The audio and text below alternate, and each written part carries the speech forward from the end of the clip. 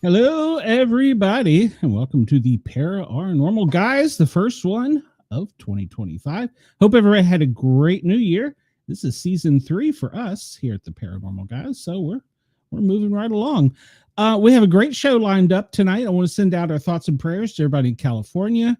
I hope that they can stay safe and find shelter. And that includes the Bigfoot. Let's see who I have hidden backstage here. I have Miss Amanda. How are you? Hey, I'm great. How are you doing tonight? I got a headache and I'm going to do. And I got Miss Cheyenne. So glad to see you made it out of jail. Shh, don't tell anybody. It's Bobby's fault. Speaking of Bobby, so we have a special guest host tonight. B Dizzle. Bobby Dizzle is here. We're trying to make it. Don't worry, folks. I have him on a leash. He won't say anything too bad. Our first guest tonight is from down in Florida, where I wish I was because they're not getting snow, and has a great Bigfoot group and lots of information to share with us about the big hairy fella. So let's welcome Marie. Hello there. Welcome. Hello. How are you? Fine. How are you? Stressed for 2025, but what's new? Stressed. We're here. It's only January 8th. Come on. Hey, it's Elvis's birthday, by the way. So That he'd is have been true. like 120. I have no idea. He'd have been old. So his death anniversary is like a week ago. Who? Elvis, wasn't it? No, his birthday's today. I guess he would have been 90 something. Yeah, something like that. Yeah. Mm-hmm. So I was actually going to try and find an Elvis impersonator to come on and sing like an opening Bigfoot song. Oh, that's what it was. I seriously tried. I really did try. So Marie, tell us, you're down in, you said Tampa, is that right? Yes, I'm in Tampa, Florida, which is on the west coast of Florida. Mm-hmm. Yeah. Down in the Gulf of America. Yes. Yes, the Gulf of America. The Gulf, yes. The Gulf. What is the rumor about Tampa that they never get hurricanes? Bad hurricanes? There's I guess like an Indian, like we're protected by some Indians or something like that. I just think it's just the shape of where we are, the land, the way the bay wraps around. I don't know. We seem to be protected most of the time, even though this past year we were supposed to get a direct hit, and thank goodness we didn't. Yeah, it went north, didn't it? It went south. Well, the first one went north. That's right. And Which the one got second Ross? one was south around Sarasota. Egmont. Oh no. Siesta Key. Okay. Siesta Key is where Milton hit, and that was supposed to be a direct hit for us. So scary time. I don't miss it. And speaking of which, I did forget to mention, we are live on Yerg's Radio, yergsradio.com, and rainbowradio.com out of Tampa. Oh, nice. KG, hello from 20 degrees in Virginia. Keep it. It's 21 here. It's not much difference. How cold is it in Atlanta right now? It is 28 according to my computer. Well, heat wave, look out. Why are you wearing sleeves? It's 70 degrees in here. So. It's 18 here. Sensei says it is 17. Yeah, no, not a fan. Marie, do you like to go out in this cold weather and look for the big hairy fella? Depends on how cold it is. Yeah. Like I went on a weekend camp out a month ago at Ocala National Forest, which is North Florida. It was 27 degrees. I thought I was going to die. Ooh. It was Yeah. because it's a wet. For us, it's a wet cold, Yes. which is even worse. And so, but you know, I don't mind 50s, 60s, 70s, and stuff like that. But cold, not a big fan. Do you find the researching's better when it's warmer? I've heard people saying there's more movement and activity. Like they move better when it's more comfortable, I guess. I don't think it really matters. As far as like our research areas, it seems like we get the most activity in the spring. Mm-hmm. Yeah, kind of like that when it starts getting warmer. Like between January and May seems to be the most active times, at least what we've experienced. So active because you're actually out there. Like we're not going out when it's cold. It's stupid. Yes. And I'm going out this weekend, and it's going to rain Saturday. Cold, rainy, great. So it's just going to be another cold. The good news is those pictures of those cottonmouths won't have to be taken this weekend. I know. Because I'd rather get chased by a Bigfoot than see one cottonmouth. Yes, but you know, it's hard for me to investigate when it's really cold. But I think I'd rather have it really cold than hot 98 degrees, 90% humidity, and mosquitoes, which that will bother you more than anything. It's just like I can't handle the mosquitoes. I just can't.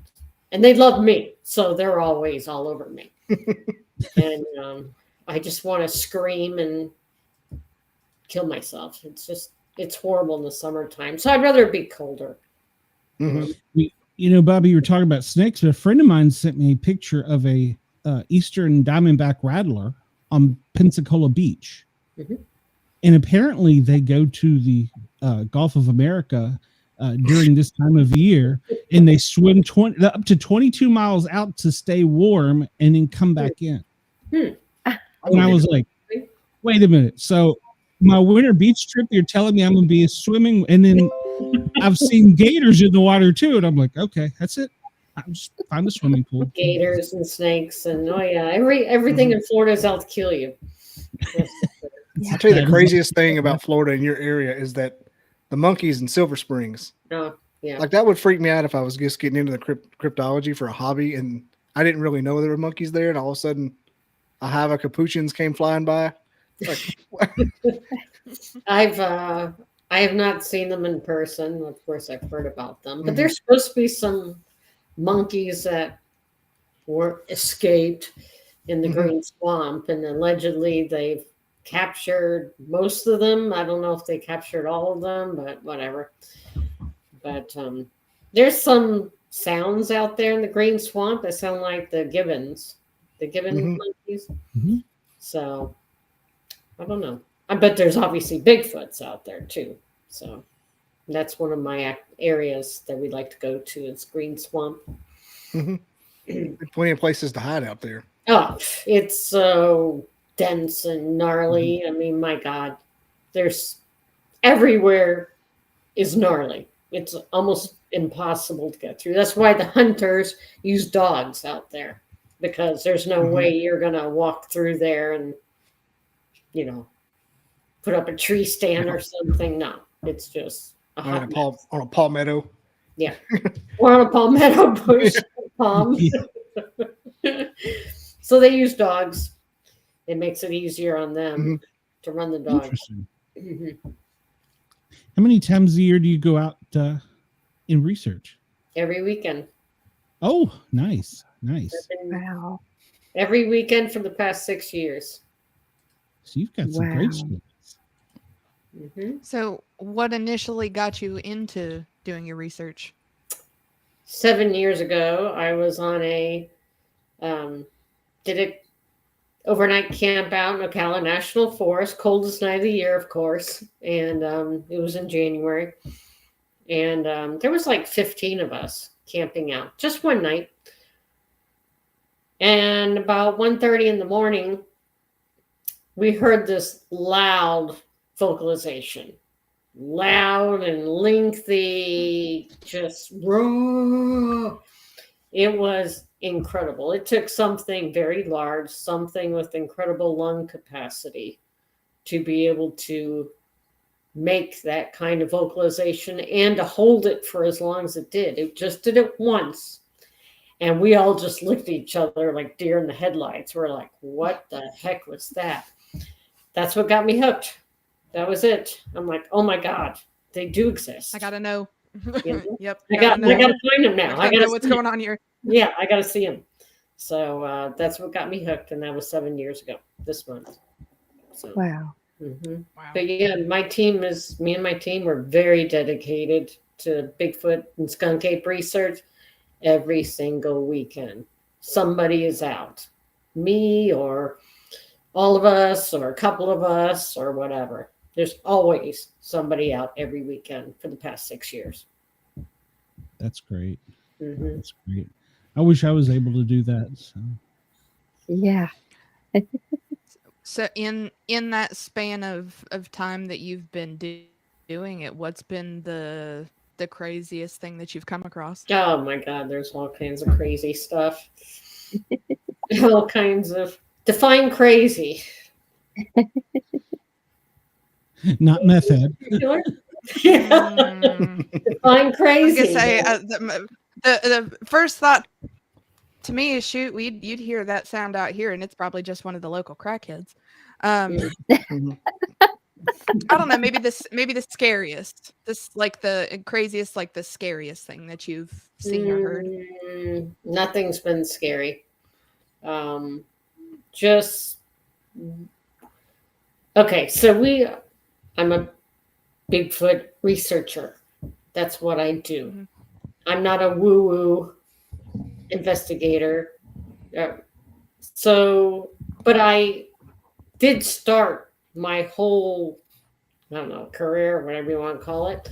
I was a paranormal investigator. I've been for 30 years.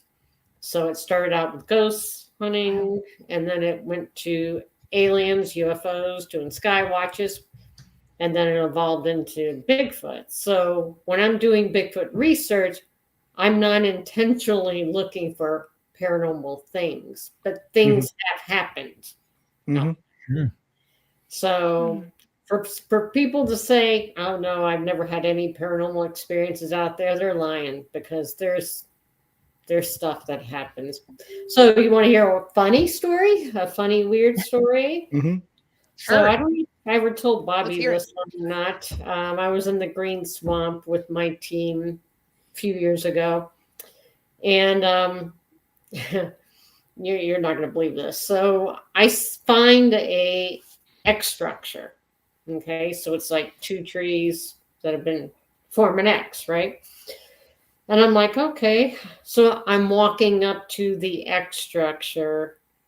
My phone is in my pocket, and I hear hello, hello, hello, and I'm like, what is that? And I pull my phone out. An ex-boyfriend called me when I was walking up to the X structure. You did tell me that. Yeah, that was wild. That happened twice. 2 different times, 2 different ex-boyfriends, 2 different X structures. And my phone is like password protected. I couldn't dial a number if I even wanted to.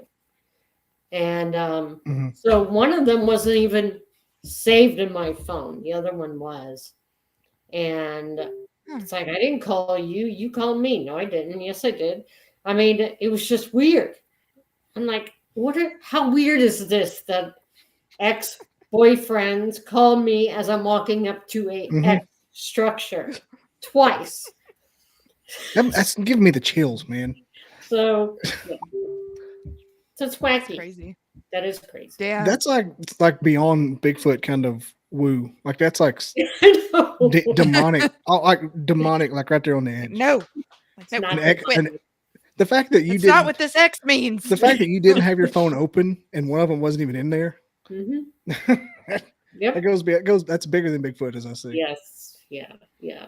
So had weird stuff happen.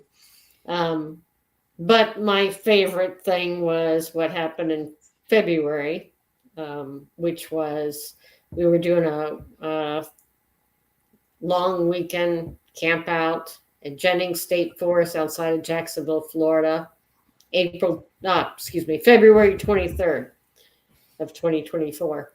And so we got to the campground, and it had just lightly rained when we got there. And Ruby and I were car camping in our campsite. So my car was parked on the right-hand side. Hers was parked on the left-hand side. There was like 15 feet between our cars. And then Mike and Chris were at the next campsite, and they were in tents. And Mike had his son with him. So in these state forests here in Florida, the parks and stuff, you're not allowed to leave your campsite out when it gets dark, like after sunset. Even though you're camping in the park, you're not allowed to be in the park. You're not allowed to leave your campsite, which is really weird. So very odd. Yeah, very odd. And so we had some volunteers, security people that, stopped and talked to us. They liked us, and they're like, hey, we'll take you out. And we're like, yeah. So we all got in our trucks, and they took us to this one area. It was near the power lines. And they dropped us off, and everybody's just standing around talking. Well, there's an intersection. There's like a forest road, which is just a dirt road where the, forest trucks drive through. So it's sugar sand. It's kind of churned up. So I look to the right because it's dark, and I got my little flashlight. Everybody's just standing around talking. I look to the right. Looks boring. Looks too bright and too open. I look to the left. It was dark, creepy looking, canopy trees.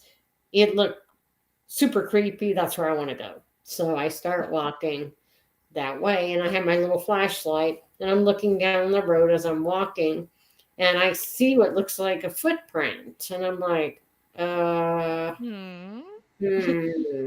where's the other one? Oh, there's one over there. Where's the next one?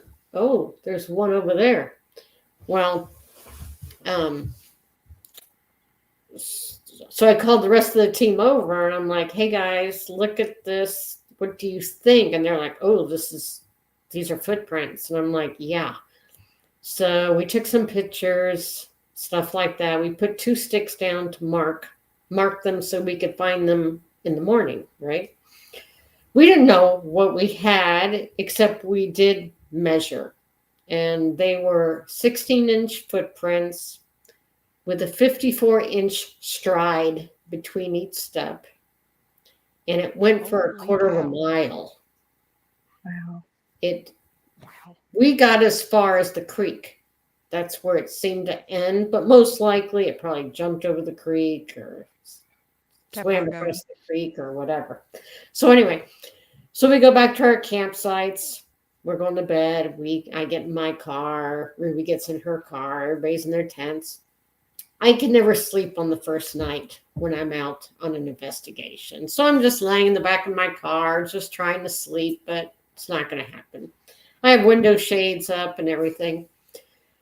And probably around 3 in the morning, 4 in the morning, I start hearing boom, boom, boom. Something walking back and forth alongside the driver's side of my car. Boom, boom, boom. And I'm like, what is that? Is that Ruby? I'm thinking it's Ruby because she's in the car next to me, right? And I'm like, why is she walking so heavy? I'm just trying to logically make heads or tails of this. And it just went back and forth, back and forth. I'm just listening to this. There's no way I could look out because it was pitch black and I had shades on and stuff like that. And then it pushed my car. It pushed the back of my car where my feet were. And the hatch, it just pushed my car. And I was like, whoa, okay, what the heck was that? you know. And so when daylight came, I got in my car. I looked around. No, the ground was really hard, so there was no footprints or anything. So I went down to Chris and Mike's campsite because I wanted to tell them what happened and eat some breakfast, right? So I go down there, and Mike comes out of his tent. He's like, "Oh my God, we didn't sleep at all last night. And we heard something big and bipedal, heavy walking around our tent." And I'm like, "Oh my God." So they experienced something walking around their tents, just like I had around my car, except they pushed my car. So did it push my car because it saw me out there? It saw that I found the prints and it followed us back to the camp? Don't know. Don't know what, but Did you see any marks on the hatch of your car or anything? No, I checked. I checked for fingerprints, greasy marks, but my car was like brand new. I only had it 3 weeks when I went on this camping trip, and so it was very clean. So there was no seeing, greasy hand marks or, fingerprints on the glass, nothing like that. I looked. Makes you wonder how they pushed it. Yeah, whether he just used his hip or if he just, he just may have, I don't know. He may have just bumped into it, pushed it with his hip, his leg, whatever, his arm. Yeah, it's theoretically strong as they would be. I guess they could probably do it with anything. Yeah. Just wouldn't even see it. Unless he was like filthy. I mean, right. Otherwise it wouldn't show up. Exactly. Or just that hairy where Yeah. they're maybe print. Yeah, I was Fingers are like hoping, the Grinch. because usually they leave like Yeah. a greasy, oily residue. Yeah. Usually, and but like I said, my car was really new, so it was very slick. The surface was slick, so What kind of car was it? That's Subaru cross, somehow not important. Crosstrek, okay. little cross. See, there you go, Bobby. Don't pick. I've been looking at it. I'm just asking, just to get an idea of where it had I to love the Crosstrek. Subaru's a great car. It's Do they have Yeah, a, it would have been had do they one. have a roof would have rack been on it? lower. Do they have like a crossbar on the top? Mine doesn't. Mine's the Okay. base model does not come with I was the- thinking, like, what if it reached up and jarred the top Yeah. and you didn't check there? No, mine doesn't have that feature. Mm-mm. Nope. And The Crosstrek is lower down than I was thinking too. Mhm. so If it was tall enough, it still could have reached the top. oh Yeah, yeah, you who knows? Oh yeah. Yeah. A lot of times they crawl, so it could have Yeah. been. I hate that middle Down picture. low. It One could of have just the- been like a leg. One of the ways they calculate the estimated height of like a Bigfoot is you take the length of the foot and divide it by 2. So it was a 16-inch print, so that would have made it 8 feet tall. Yeah. So that's usually how they, and you could do that with your own foot. I think my foot measures around 11 inches, and I'm 5'4", so that's pretty close. It's a pretty good estimate, Yeah. So, Mhm. so it's interesting, but and then we went back in the morning, and then we could really see the prints. Like I said, it's in sugar sand, which is like beach sand, so it's not a good clear print, but you can make out it had a very large toe, big toe. And like I said, it went for like a quarter of a mile. So I decided, we did everything. Took pictures, videos, 3D scans. We did everything, casted the print, 2 of the prints. We did everything that we could possibly do. And then I decided to report it to the BFRO. No.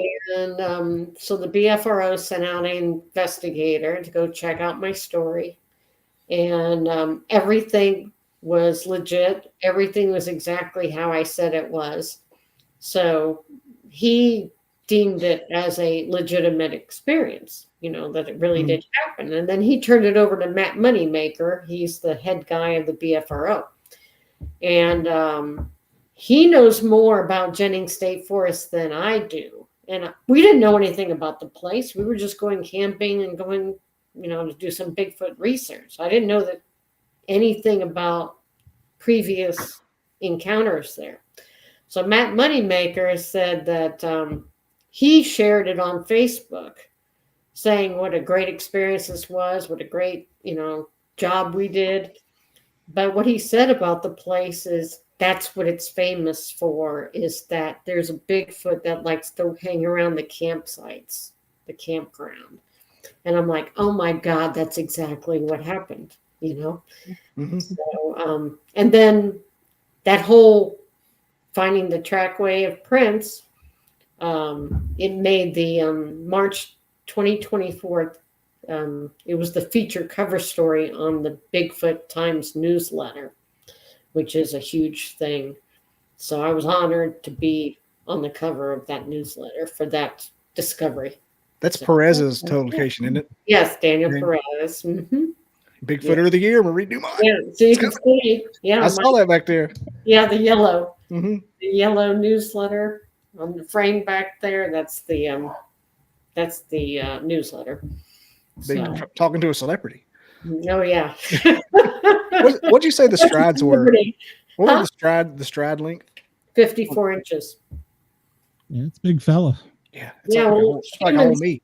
Human strides are typically 2.5 feet. That's Yeah, a band step is human 22 step. inches. Mm-hmm. So you think it's this big length, but it's Mhm. not. And so for it to be 54 inches between each print, that's big. It's like stepping your body height each time. Yeah, that's big. Mm-hmm. Big. So that was the best experience that we've had. So, It's a great one. mhm. You said Actually, they're normally more active like between January and May. And my first thought was, I wonder if that's their mating season. Well, it just Like, may be because the weather's better. Yeah. It could be just as simple as that, right? Yeah. It's better, even though it's hunting season, so they have to be more careful out where they're going. Yeah. But the weather's better, so they probably feel better, a little more feisty. Like a cat, even Yeah. animals. Animals get more peppy and excited when it's cooler. It feels Right. good. They feel better. They Yeah. have more energy. So maybe that's the case with Bigfoots. Yeah. With between if it's just January elderly New York Bigfoots that moved down there. To be in the- Right. be in the- Elderly Bigfoots mess it all up. Bad drivers. Traffic. I know. They'll migrate south for that point because it's a little Yeah. bit nicer Spring between break. January and May. Yeah, whatever. Spring break. Big- they mess it all Bigfoot up. spring break. That would be hilarious. Go to the beach, yeah, hang out. I'm just They went picturing out it. there with their glass with their little umbrella in it. Yeah, Their never big know. sun hat. Just Yeah. I mean, really, because a lot of people they do believe that they migrate, and they probably do migrate if they're up north. But down here, there's no reason to migrate. They have a year-round supply of food, Mhm. and it never gets typically too cold that they're miserable. They can it's just easy for them to. They don't have to go anywhere if they don't want to. They have everything they need year round. So, Till it gets so hot. yeah. Now, I think that when it gets really hot, like summertime, I think they spend a lot of water in the swamp. I've spent a lot of time in the swamp sitting in the water, Mhm. Yeah. to get away from the bugs, probably. And just because it's hot. So they just probably try to cool off as much as they can. And they probably sit in, Mhm. springs or little ponds or some that are really hidden. Yeah. A cave, probably some caves, stuff like that. Did you ever see the movie with I can't think of his name, but it's called The Great Divide? It's the Robert Powell story. No. Mm-mm. They were talking about they hiding in the lava tubes. That was Pacific Northwest where there's volcanoes. Oh, probably. Yeah, but that's the thing that really happened. That movie's based on a true story. I mean, God, in the Pacific Northwest, we Mhm. we went out there. We were speakers at the Medellin Falls Bigfoot Festival last June. We were invited, me and my team. So, God, when you go to the Pacific Northwest, it's a whole nother world. It's just like everywhere looks like it has Sasquatch. Mhm. And everybody we talk to, and I mean everyone. Oh, yeah, I've seen 3. Oh, yeah, I saw one yesterday. Oh, my mom saw one 2 days ago. Oh, my father's seen 12. I mean, it's just insane. It's like, you know, in Florida, Right. Yeah, it seems that's to the be way it very is. taboo. Nobody talks about Yeah. Bigfoot typically. It's like, shh, you know, oh, they're going to think I'm a weirdo or a freak. Pacific Northwest, Washington, they talk about it all the time. We had signs, you know, Mid-Florida Bigfoot Research, magnetic signs on the side of the vehicle that we were using while we were there. People were walking up to us and telling us how many Sasquatches they've seen or experiences they've had. Every single person. It was the craziest thing I've ever experienced.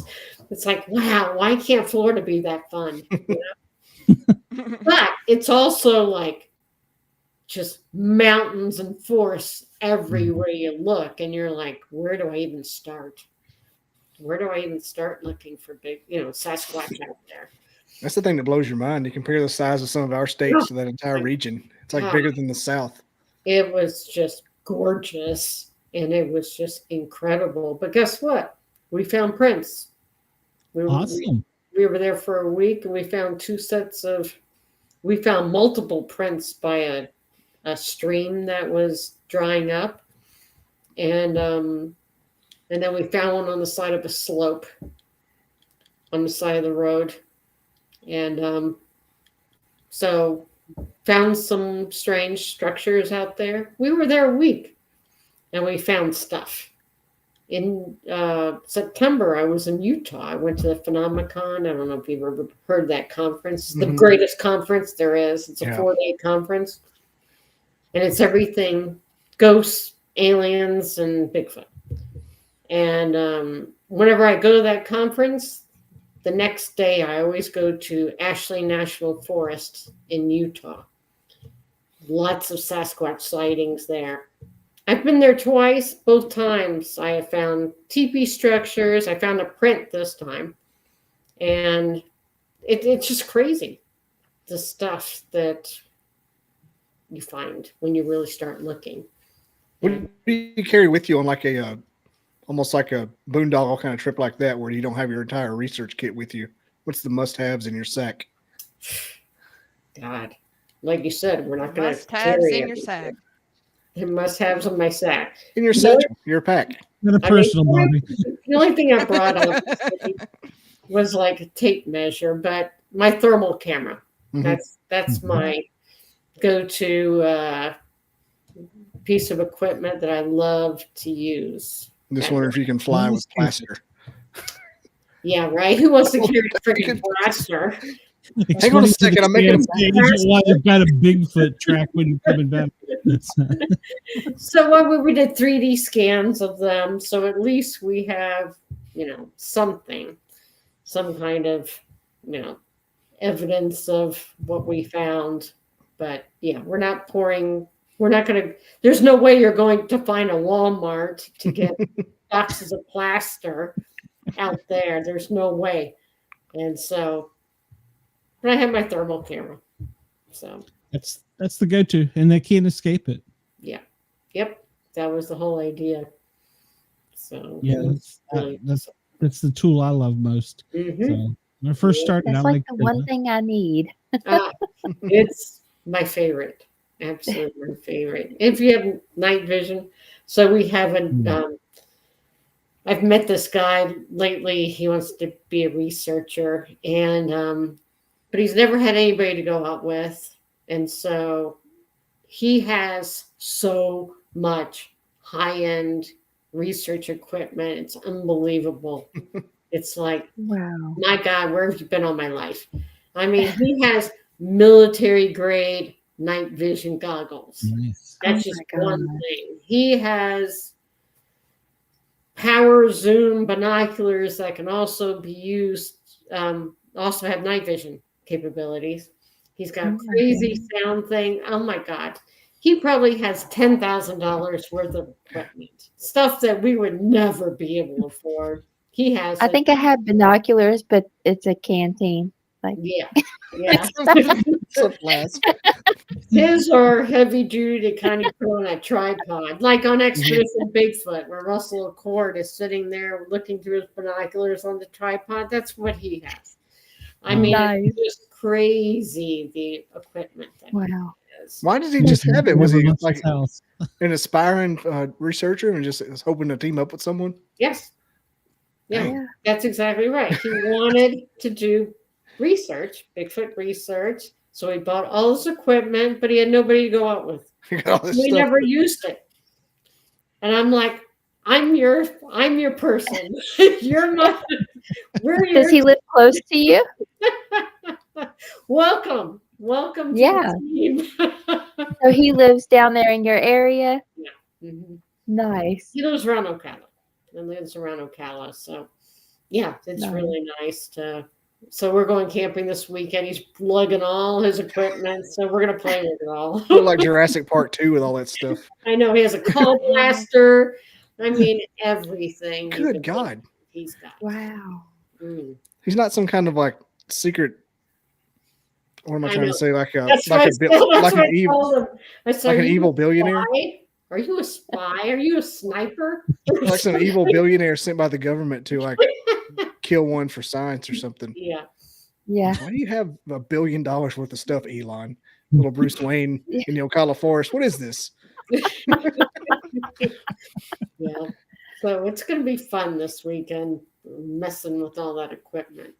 Yeah. So Especially those night I'm- goggles.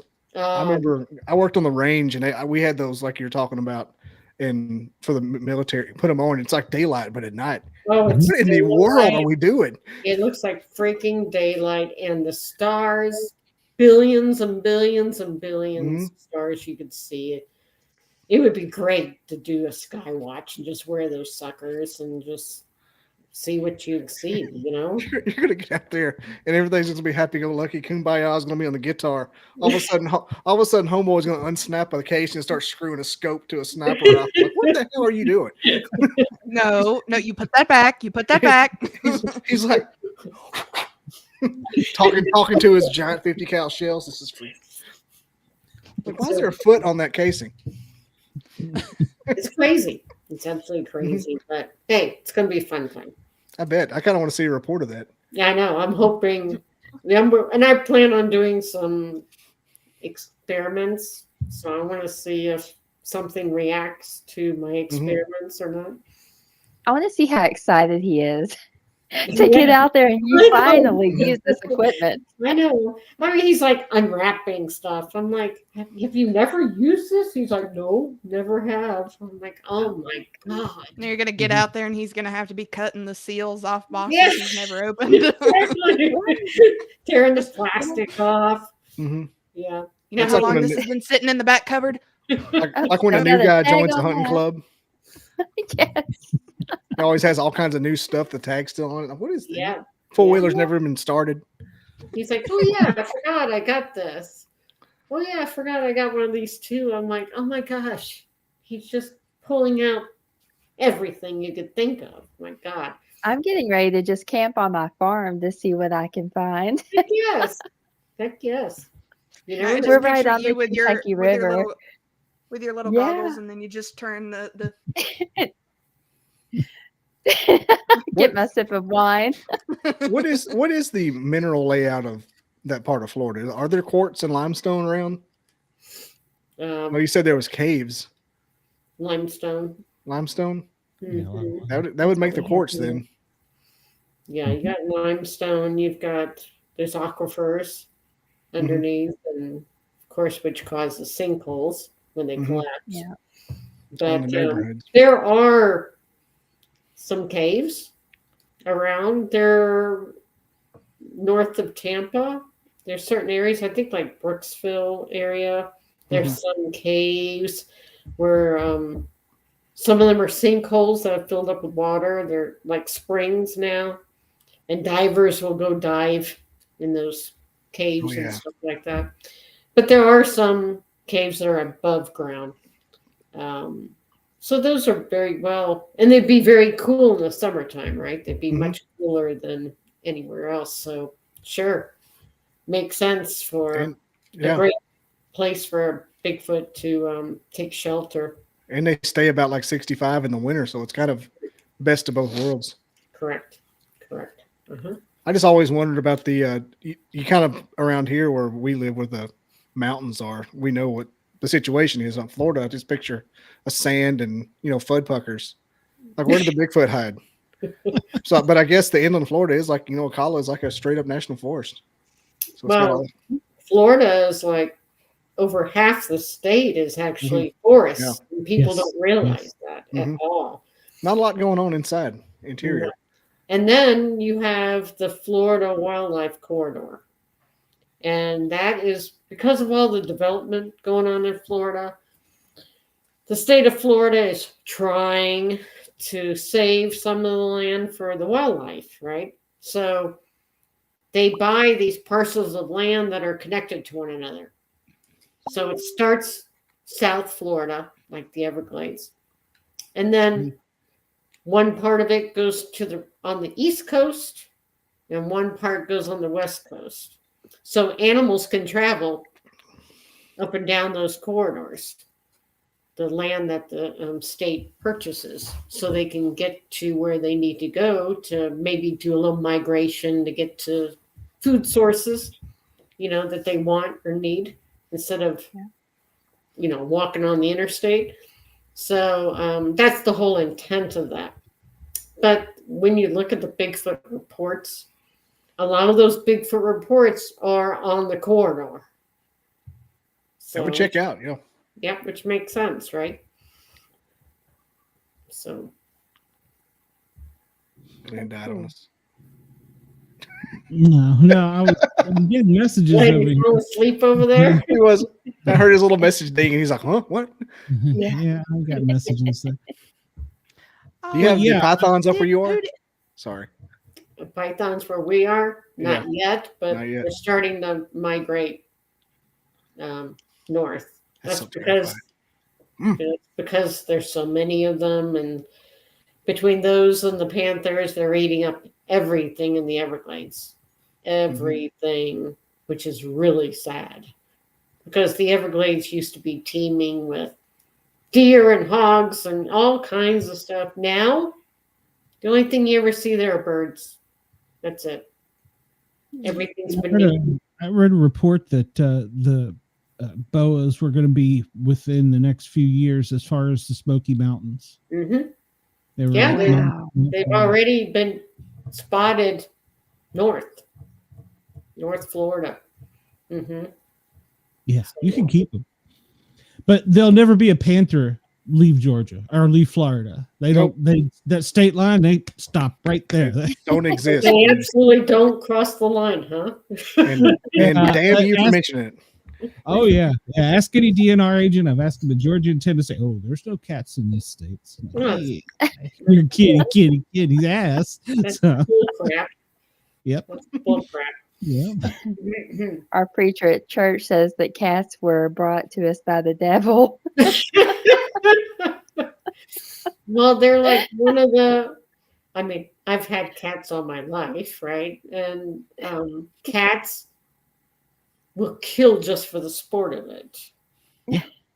Yeah. Just to see what it looks like.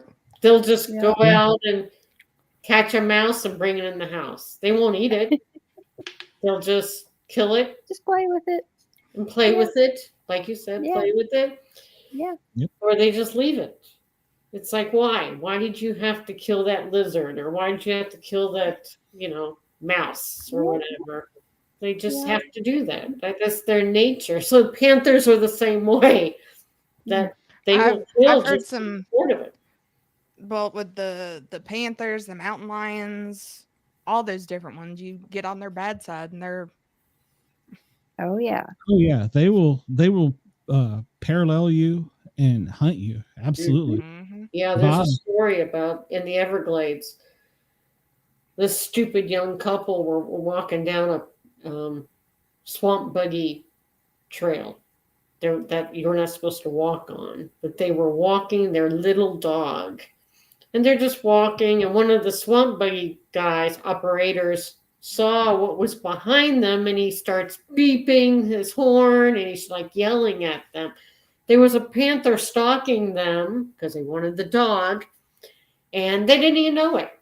Here they're just walking their little dog, not knowing there's a Florida panther stalking them behind them.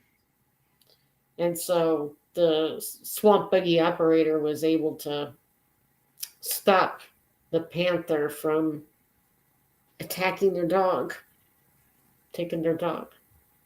Man, that would have been traumatic for all parties involved. Mm-hmm. Hanging onto a leash. It's like having a big fish on the line at that Yeah, point. yeah. It's like poop. It's like poop, gone.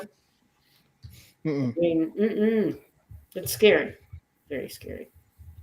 Like I said, everything in Florida is out to kill you. So Mhm. We like got more Australia. wildlife than most, so yeah, we got gators, of course, and yeah. Yeah. crocodiles, poisonous snakes, poisonous spiders, you name it. Yeah. Angie says that there was a wild cougar killed at West Point Lake in Georgia about 15 years ago. Man shot it right before it attacked him. That Wow. doesn't surprise me. Wow. You know, I've heard stories from other people in Georgia. I don't know if you knew Bob Grumpy. He had one parallel him on a mountain. He was out with some people, and yeah, yeah. I was like, no, thank you. He said that you don't know they're there until almost like the last second. Yeah. So he just got lucky, I guess. But yeah, That story I was saying of when I was in Utah, I found that print. Mhm. Well, the Utah researcher that I was with, he went ahead of me. I stopped because I saw the print, and I'm taking pictures and stuff. And he continued walking on the other side of the road into the trees. All of a sudden, he yells, "Mountain lion!" A mountain lion jumped out of the tree in front of him and took off running. That would have been me if I didn't find that print.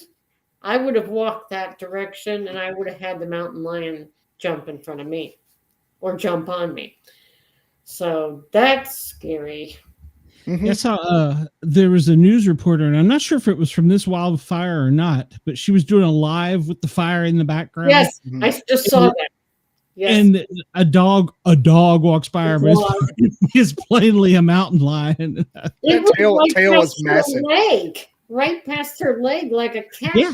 leg. And she never broke whatever. She Nope. just kept it done. She was, oh, cute little dog, whatever. And I'm like, God. Cute little dog. Yeah, it was a freaking mountain lion.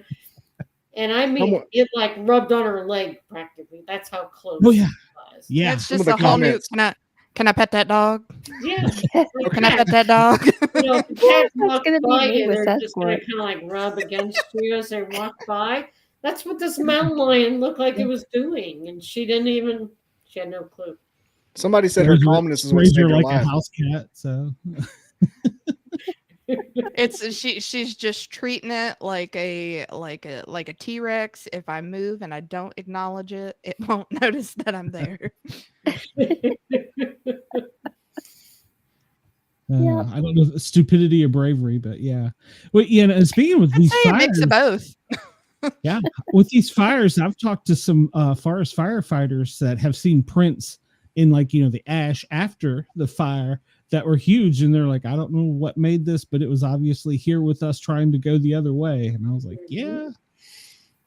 So, Well, yeah. I mean, like with the hurricane Milton Mhm. is coming, there were a lot of sightings of Bigfoots in Brooksville, Florida. Brooksville, Florida is very hilly. It's one of the highest points in Florida.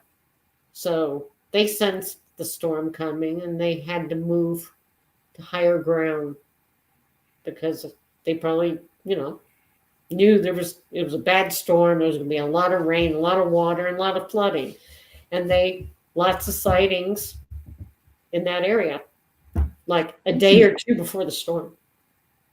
Wow. That's amazing that they can sense stuff like that. Mm-hmm. What do you think about their vision with their red eyes? Have you ever heard or seen that? I've never seen it before.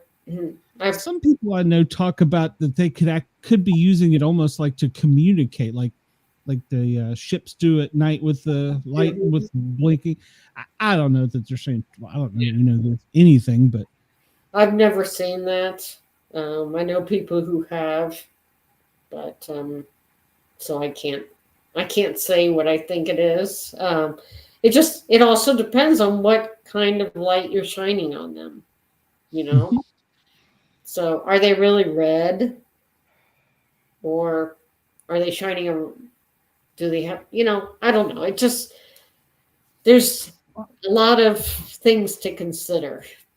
I believe they probably see it a different spectrum than us too. Oh, yeah. I think that's why we don't have them on any cameras, because they see that like a floodlight. 100%. You got it. Marie, you were the one telling me don't use game cameras. Yeah. No, not worth it. Use a game camera. No, it's a waste of money. Even though I do. I have one in my active research area. And really, initially I had two of them. And I had one on each corner of the property that is our active research area.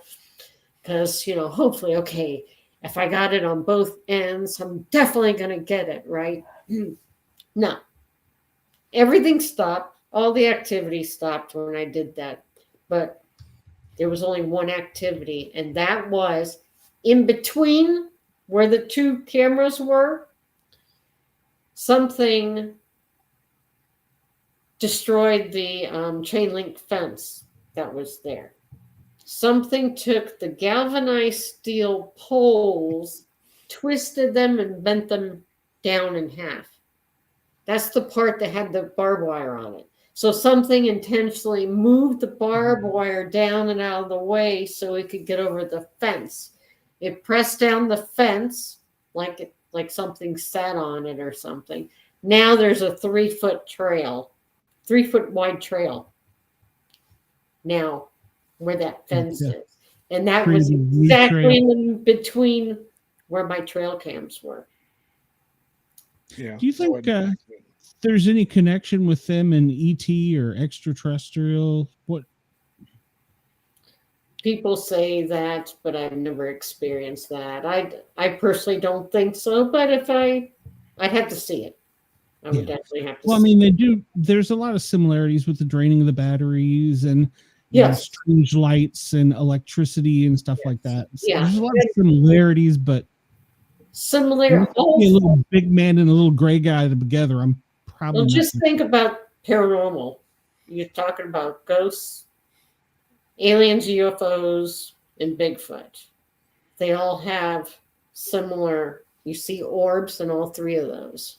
Mm-hmm. You get EVPs. There's just too many similarities. They all have the same kind of weird stuff going on. So I don't know what that means, but personally, I think that Bigfoots probably have some kind of special abilities that we would consider to be supernatural. Yeah. Paranormal. Maybe they can cloak, right? Maybe. I mean, look at chameleons. Mm-hmm. Look what chameleons can do. They can change, depending on what they're standing on, they can change their skin color to blend in perfectly. So octopus. Why can't Bigfoot's cloak? Sure. Octopus can do it crazy. They turn into anything. Like a transformer. Yeah. So who says, Bigfoot's may be able to do that?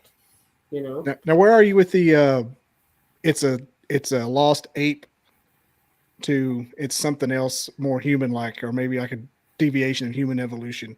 Mm-hmm. Are you on the ape side or the lost person? Like the wild man kind of. That's kind of what I'm leaning towards. But okay, I think the skunk ape is more primate. And I think Bigfoots are more wild, the wild man kind of thing. And the reason why I say that is because the reports are very different, extremely different from one another. And so typically, like Tampa is center of the state, right? That's about the midpoint. So south of Tampa, so that would be Mayaca, hotspot, all the way down the Everglades. Typical reports are of a creature that's 5 to 7 feet tall, very thin, less hair, very lanky, long, thin, reddish brown in color, and it has 4 toes instead of 5 toes. And the reports that we get, Tampa and North Florida, are the typical Bigfoots, which are 6 to 9 feet tall. They're big, usually reddish brown or black, also in color. And they have 5 toes instead of 4 toes.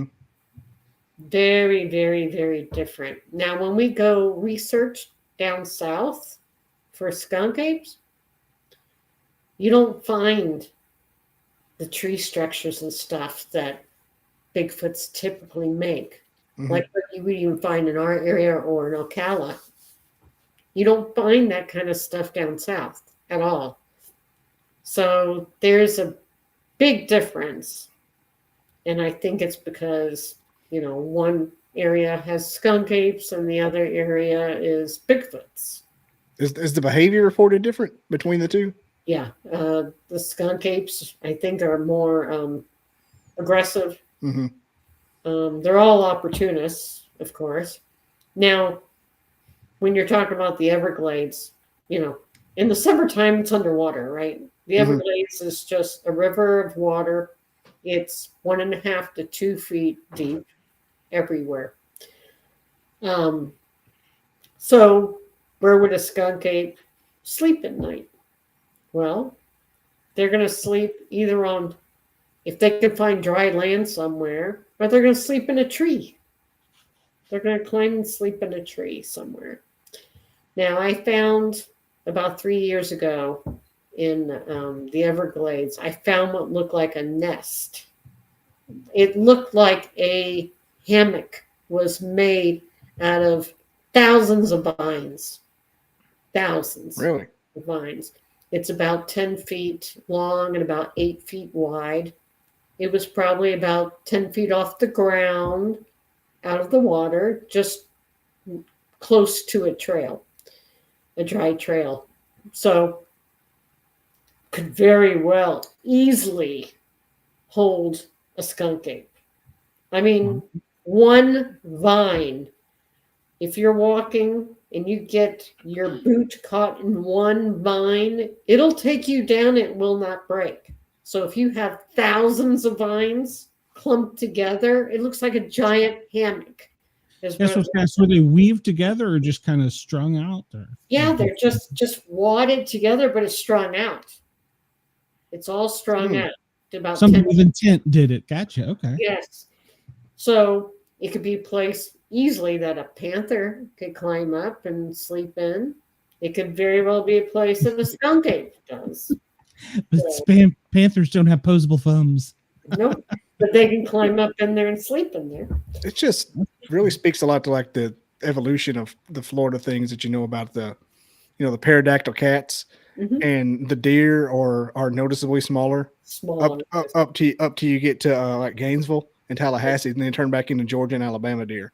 Yeah, crazy how that works. There's a rule called Bergman's rule, which says that anything as you get closer to the equator, the smaller the creatures are. So it makes perfect sense, right? What did I just say? The skunk apes are smaller because they're further south. They're closer to the equator. It's hotter. It's more humid. There's no way a typical Bigfoot, gigantic, bulky, muscular, hairy creature is going to survive down there. So the evolution has, Changed. has changed. How far up do skunk ape the reports go? I've looked into them, but I never looked at the regions. Well, just south of Tampa? Everglades, obviously, Mayaca State Park, which is around Sarasota.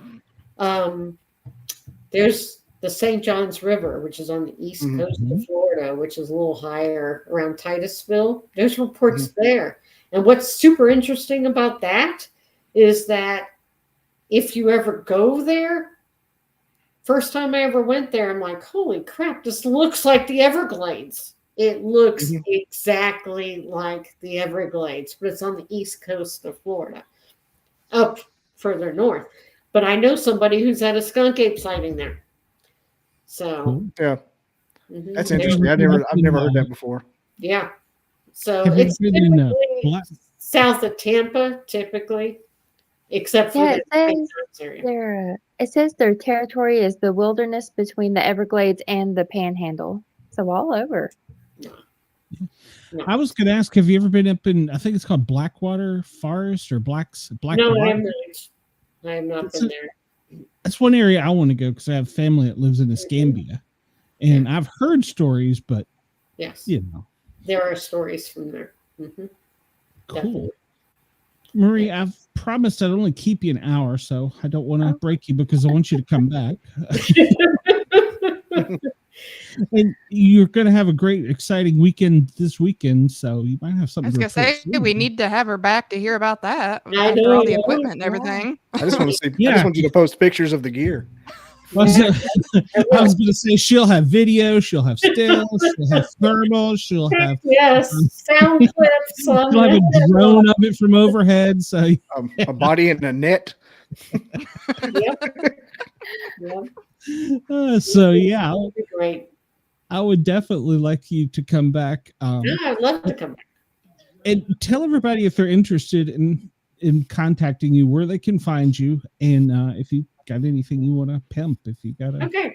So I have I think it's pretty popular group on Facebook. It's the Mid-Florida Bigfoot Research Group. And then I have a YouTube channel that's the same name. And we're on Instagram, Mid-Florida Bigfoot.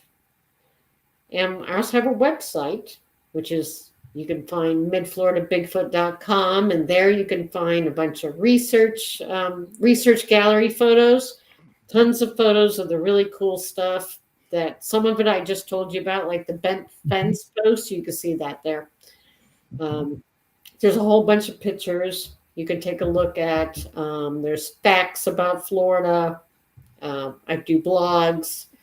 All of our press and media podcast links and stuff I put there. So I'm going to put your show on there also. Awesome. Thank you. And I've already done that for Bobby back in the day. Yep. And so you can delete it. We don't like him. So. And I also just joined the Channel 12 TV network. So I'm going to start my own show. Nice. Starting next Tuesday. And it is called the Bigfoot Research Show. And what I'm going to be doing is I want to interview field researchers all across the country. I want to know what equipment they use, what works for them, what doesn't work for them, what they've had success with, why they like this and not that. I want to know about their experiments. That's what I want to do. So I'm going to interview field researchers all around the United States. Because I want to learn. I want to learn what works, what doesn't, and try new things. Get some new ideas. And we need to get you up here in Georgia or Alabama too sometime with us. Is that conference for your organization, the Great Florida Bigfoot Conference? Yes. That's the people who put on the Smoky Mountain Bigfoot Conference. Okay. So they just booked a big name. Yeah, they do the Great Florida Bigfoot Conference. Oh, it's a big conference. It's a very big conference. Like Dr. Maria Mayer's coming back this year. She was there in 2022 when I was speaking. So this is her second time coming back. And who else did they just announce? So it was Maria, RPG. I can't remember who. Charlie Raymond from Kentucky. Okay. He's coming down to Mhm. be a speaker. So we have a booth there on Researchers Row where I have all our casts and photographs and stuff. And it's we were slammed busy last year. Slammed. I bet. We had more people than anybody else. Everybody was lined up just wanting to talk and look at our stuff. So it's a great time. It's just very tiring, but it's a wonderful time and a great opportunity to meet people. So Mm-hmm. There are some really cool people out there in this. So, yes. all right, Marie. Well, I'm going to let you get out of here because our next guest, Corissa, is here. You have a great night. Oh, Have thank an you. even better weekend out in the field. And if you get something, just message me just to let me Okay. know. Yeah, I will. Giddy like a little schoolgirl. So I'll send pictures. Yeah, for sure. I'm gonna want to Just know. see him kicking his feet. Just Yeah. Well, trust me, I'll be inside because it's snowing. So Yeah. And you can't go anywhere because the Yeah. roads are shut. Well, thank you for having me on your show. It's good to see you again. Yes, It good to was see our you. pleasure. Thank you for being here. Yeah, thank you guys. All right. Nice to meet you. Yep. Peace. Talk to Bye-bye. you soon. Bye. She's Said awesome. Bye. Yeah, we're gonna have her back. She's So. great. Bye now, y'all. Yeah, she's really fun. It was always fun talking. She's so knowledgeable. So, well, our next guest is Corissa, and she was another one, Bobby, that you sent my way. Mhm. So, we kind of have you to thank for this show. I don't, man, I hate to, that's like going to the dentist. I hate saying those words. So, We'll get used to it. Settle in. Corissa, let's bring her out. Corissa, how are you? Don't thank him yet. You haven't talked to me, so You're gonna get tired of seeing me, Corissa. Well, you know, Corissa, it could also be said he's stalking you. So, Yeah. Yeah, just throwing that out there. it's getting awkward. Is what it's getting. it's funny because I was listening and she was talking about the Bigfoot conference, and I'm actually going to the one in Gatlinburg. Oh, nice. So I got a table there, and for some reason, my brain was not working on the site or what. I could not get a table. Like I had to actually contact someone to be like, I can't figure out how your tables work. So fortunately, I got it because I had been like waiting for it to open up. So, but yeah, I'm doing a few cryptid next year. I'm doing Lexington Cryptid Con and Wild Man in Tennessee. And then I'm doing the Gatlinburg ones. I do more, but you have to bring either your own table or it's outside, and I just not ready to do those yet. I bought a table and returned it. I have no upper body strength whatsoever, so that didn't work out. So Yeah, and those things are not durable. The ones you get at Walmart and Lowe's. Mine It looks like it was in like some kind of TikTok meme. Like somebody jumped on it. First of all, being outside sucks, especially with a comic book. It's either going to be too windy, and even if you have to set up the tent and all that stuff. The only one I might get myself to do is the Mothman one in West Virginia, because I mean it's Mothman in West Virginia, so you really kind of have to. But other than that, I probably won't be doing any outside ones. But I think I'm going to that one this coming year. are you? Yeah, I will warn you, that one is very hot. Yeah. September Very hot. Is it September? 21st. I might try to go. It's not At least that far for me. The couple times that we went, it was very hot. No. But it's I imagine very so. fun. I just prefer outside. And then there are some that are, I just prefer inside.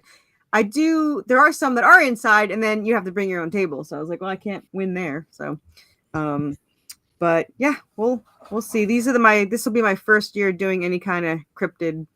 Generally, I had written horror before. And I've always loved cryptids, but I never really wrote about them, So, then I got this crazy idea to do this whole line of cryptids. Actually, I've decided to, yesterday, my mind works like I want to do this and now I'm going to do it right now. they do a monthly cryptid box. So every month they get like a little box of cryptids of the month thing. So one of them is plushies, but not this guy, because this guy is like Elf. Like he's like, you know, yeah, he's like 3 foot, yeah.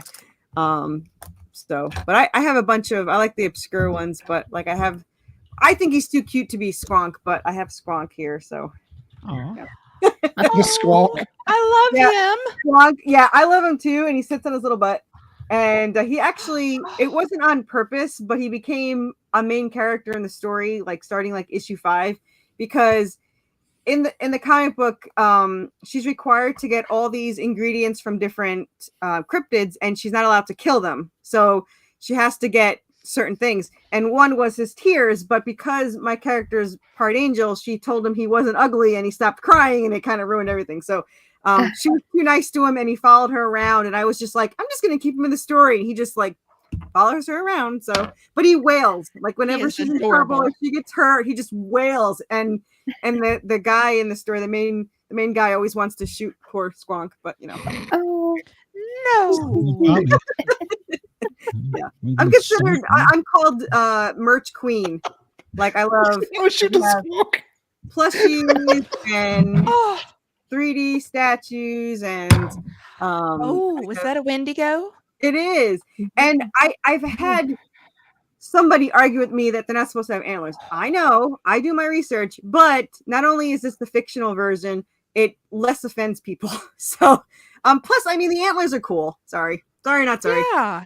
I don't this sounds awful. I don't like, not that I don't like them, but in my story I don't like the humanoid cryptids. I like the cool animal ones, you know. Mm-hmm. So I mean, who wants humans around? So You. yeah, so I have I think I've had, the story has so far like 30 cryptids in it.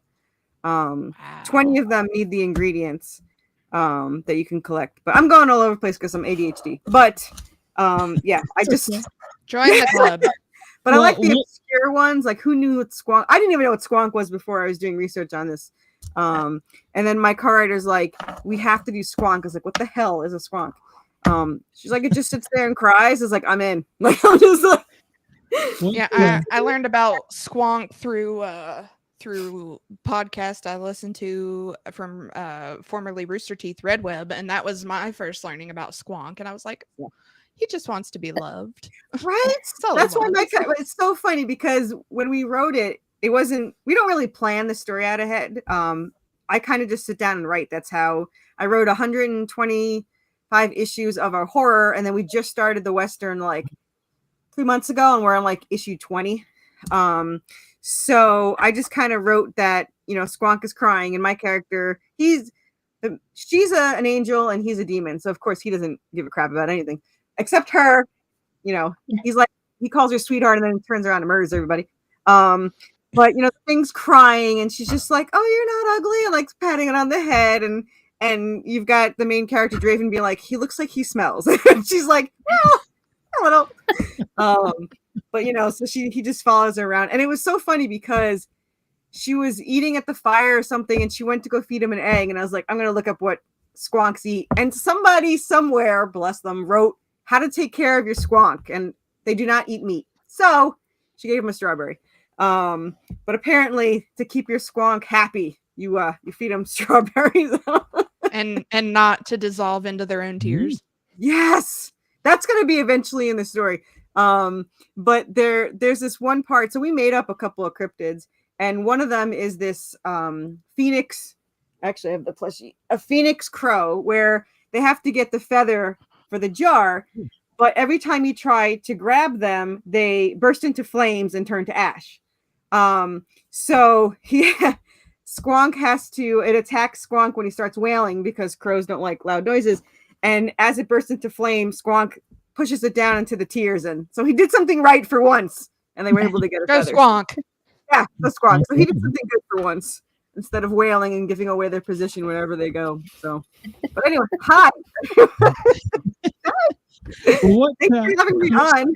By the Oh, way. we're glad you're here. Walk. What started you down this evil path of cryptids and comics? I mean, it's a rabbit hole once you start. So. Oh, you know what? I have no idea. I used to do angels, demons, and zombies.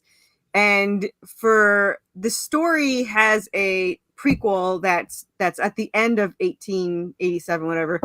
And it was supposed to be one issue we wrote to explain why that issue is so crazy because they have past lives. But the thought of them wearing cowboy hats was like, oh, I got to write more of this. And for some reason, I was like, you know what? We didn't get to do supernatural hunting in Redemption because it's kind of like this incredibly chaotic disaster. So I was like, wouldn't it be cool if they could just like hunt down cryptids, like be real supernatural hunters? So it went, this rabbit hole started like, oh, she can just hunt them, you know, like the Wendigo or something. And then I was like, well, I mean, what else is out there?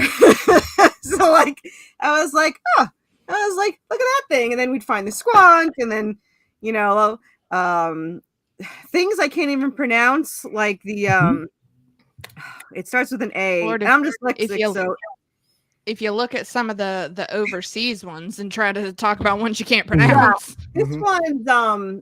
This one is I think Aztec or something, but it's an otter with the hand on the tail. I don't know. It's incredibly. I can't wait to see it drawn out because I can't imagine this otter with a tail, hand on its tail. I mean, it's such an odd thing. I feel like, and it of course grabs her because what else would it do with its hand? But yeah, it went down this huge rabbit hole, and I don't know if you ever saw The Last Unicorn, but there's a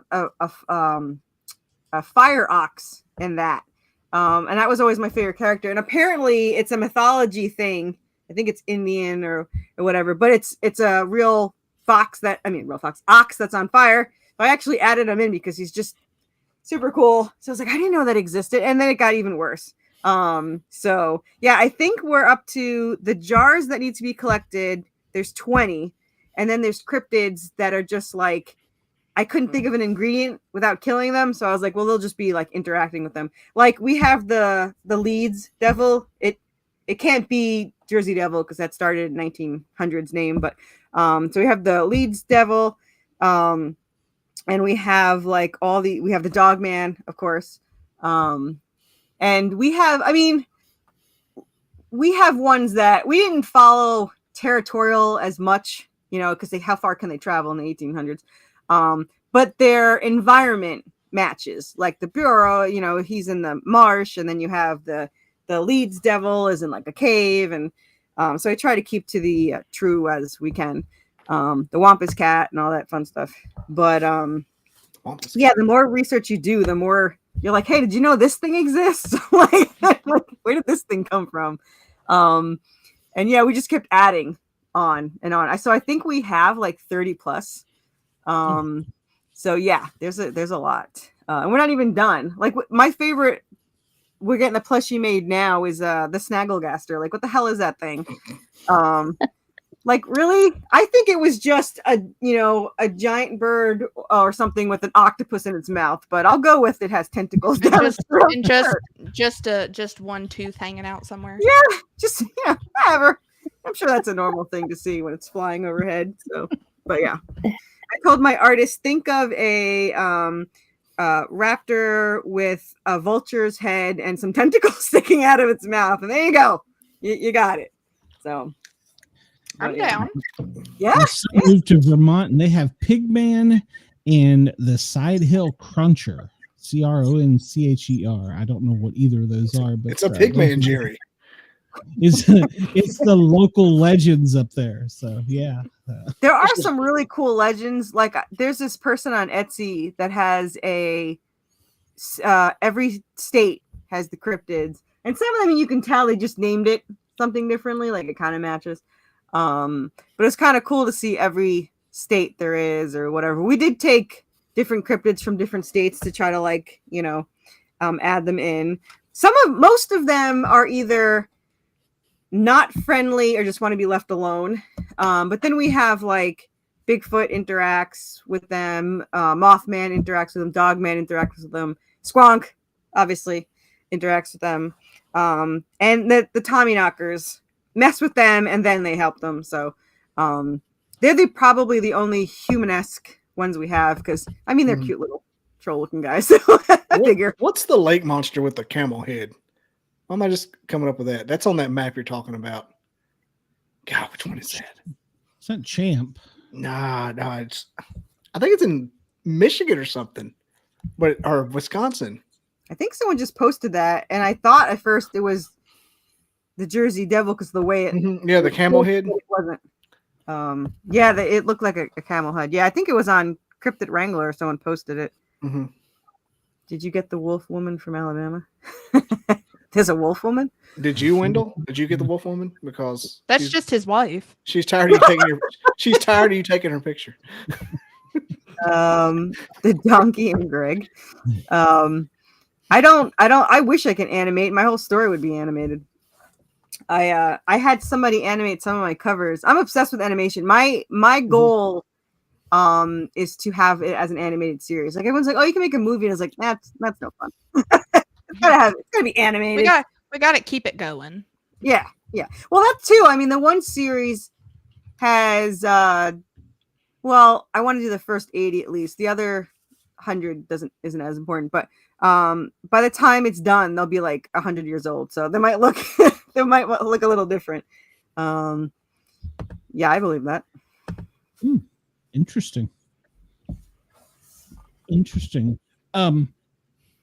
So I guess if we had to, I'm going to guess Skunk is your favorite.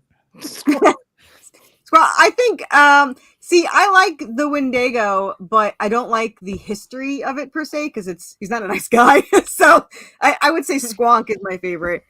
He's got just the perfect personality, and I understand the ugly thing, so I feel for him.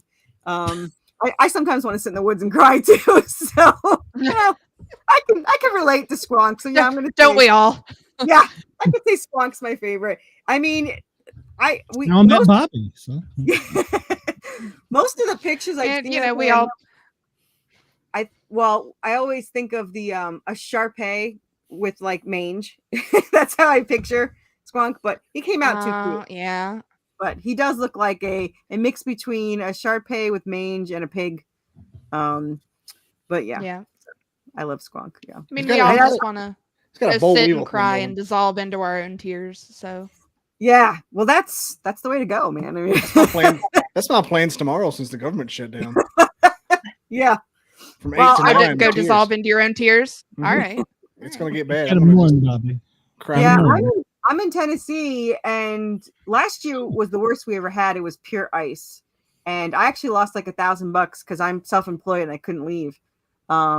But I don't think it's gonna be that bad. I don't think it's gonna be icy. They're saying 2 to 6 inches, which in New York was like a dusting. But here it's like a death sentence. Mm-hmm. So it's a whole weekend off. Nothing. Yeah. Like I don't care. I don't work Friday through Monday, so I'm like, bring it on. As long as you're done by Monday, I'm good. If you're in Atlanta, you get a whole week off for this. Mm-hmm. What part of Tennessee are you? I won't go back to work till Tuesday, I bet. Yeah. I don't work till Tuesday, so I'm all right with that. I've been stuck inside since Friday. Monday was the first day where I'm like, I want to go to work. I want to go to work. I can't get out of the driveway. I want to go to work. Get me out of this house. I don't know if I've ever said that, but that, I believe was my first time saying it. I was like, that's bad. Yeah. I want to go. I took 2 weeks off for Christmas, and of course I had all these plans to organize. I didn't leave my couch. So I did nothing. America. Yeah. I didn't do nothing. I'm as long as my legs weren't gonna amplify, I figured I was fine. But I had to get up to get like food, right? So I was fine. So. If you just rub the back of them to keep the blood clots. Yeah, that's right. I mean, the only thing that bothers me was those 2 weeks, it was like 50 degrees. My first day back, it was 20 degrees. Like, really? Thanks for nothing. Yeah. Thanks for mutton. That too.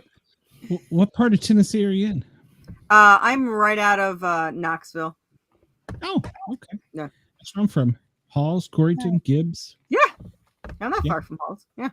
I go to Nashville a lot. I go to Nashville Comic-Con in June. I think I'm actually doing, I don't really like, I don't really like being a table at Comic-Cons because I'm always stuck between, you know, the cryptids and the horror. So like I don't have superheroes or anything. So I haven't done really well at those, but like local small ones I do really well at, and Nashville for some reason loves me. So that one's really good. So this is my first year doing the I did not know about the Lexington Con, and I didn't find out in time to do that one. So I'm very excited to do that one. I'm waiting for the tables to open. So we'll see. When is that? Huh? When's the Lexington Con? November. November. Yeah. It's right up there by Amanda. Yeah. Yep. It's about a little less than 3 hours for me. It's not too bad. It's Yeah, it's a you're good, not too it's far a good from me. sized con. Yeah, I heard it was Mhm. large, and I was supposed to go last year, and then my husband got sick, and I was like, I don't want to drive all the way there. It's a good one. Yeah. We'll probably I be went there. I went a couple years back, and there were some big name people there, and they were a-holes. Really? Yes. Disturbing. Yeah. I'll bring One of Bigfoot. them's one of them's dead now, so What? That was well, not good. they were big name people in the comic industry. And he was an old Stan Lee? Don't kick the man while he's down. Come on. No. It was Was it actually a cryptid comic book, or was it just? No, this was like comics, like superhero comics. Gotcha. Yeah. A lot of them can be. Particularly for Batman back in the 80s. Oh. And he wanted to charge you to sit at the table and take a picture with him. And God. Yeah. I hate that. I had to walk away because of some of the stuff that he was saying. Like I was like, I'm about to 20-year-old me is about to fight an old man. 20-year-old Shy is about to fight an old man in the middle of Lexington. I have to tell you, if you had Wendell with you, he'd have windled him, so it wouldn't have mattered. Yeah. So. I saw this skit Nobody stopped Wendell.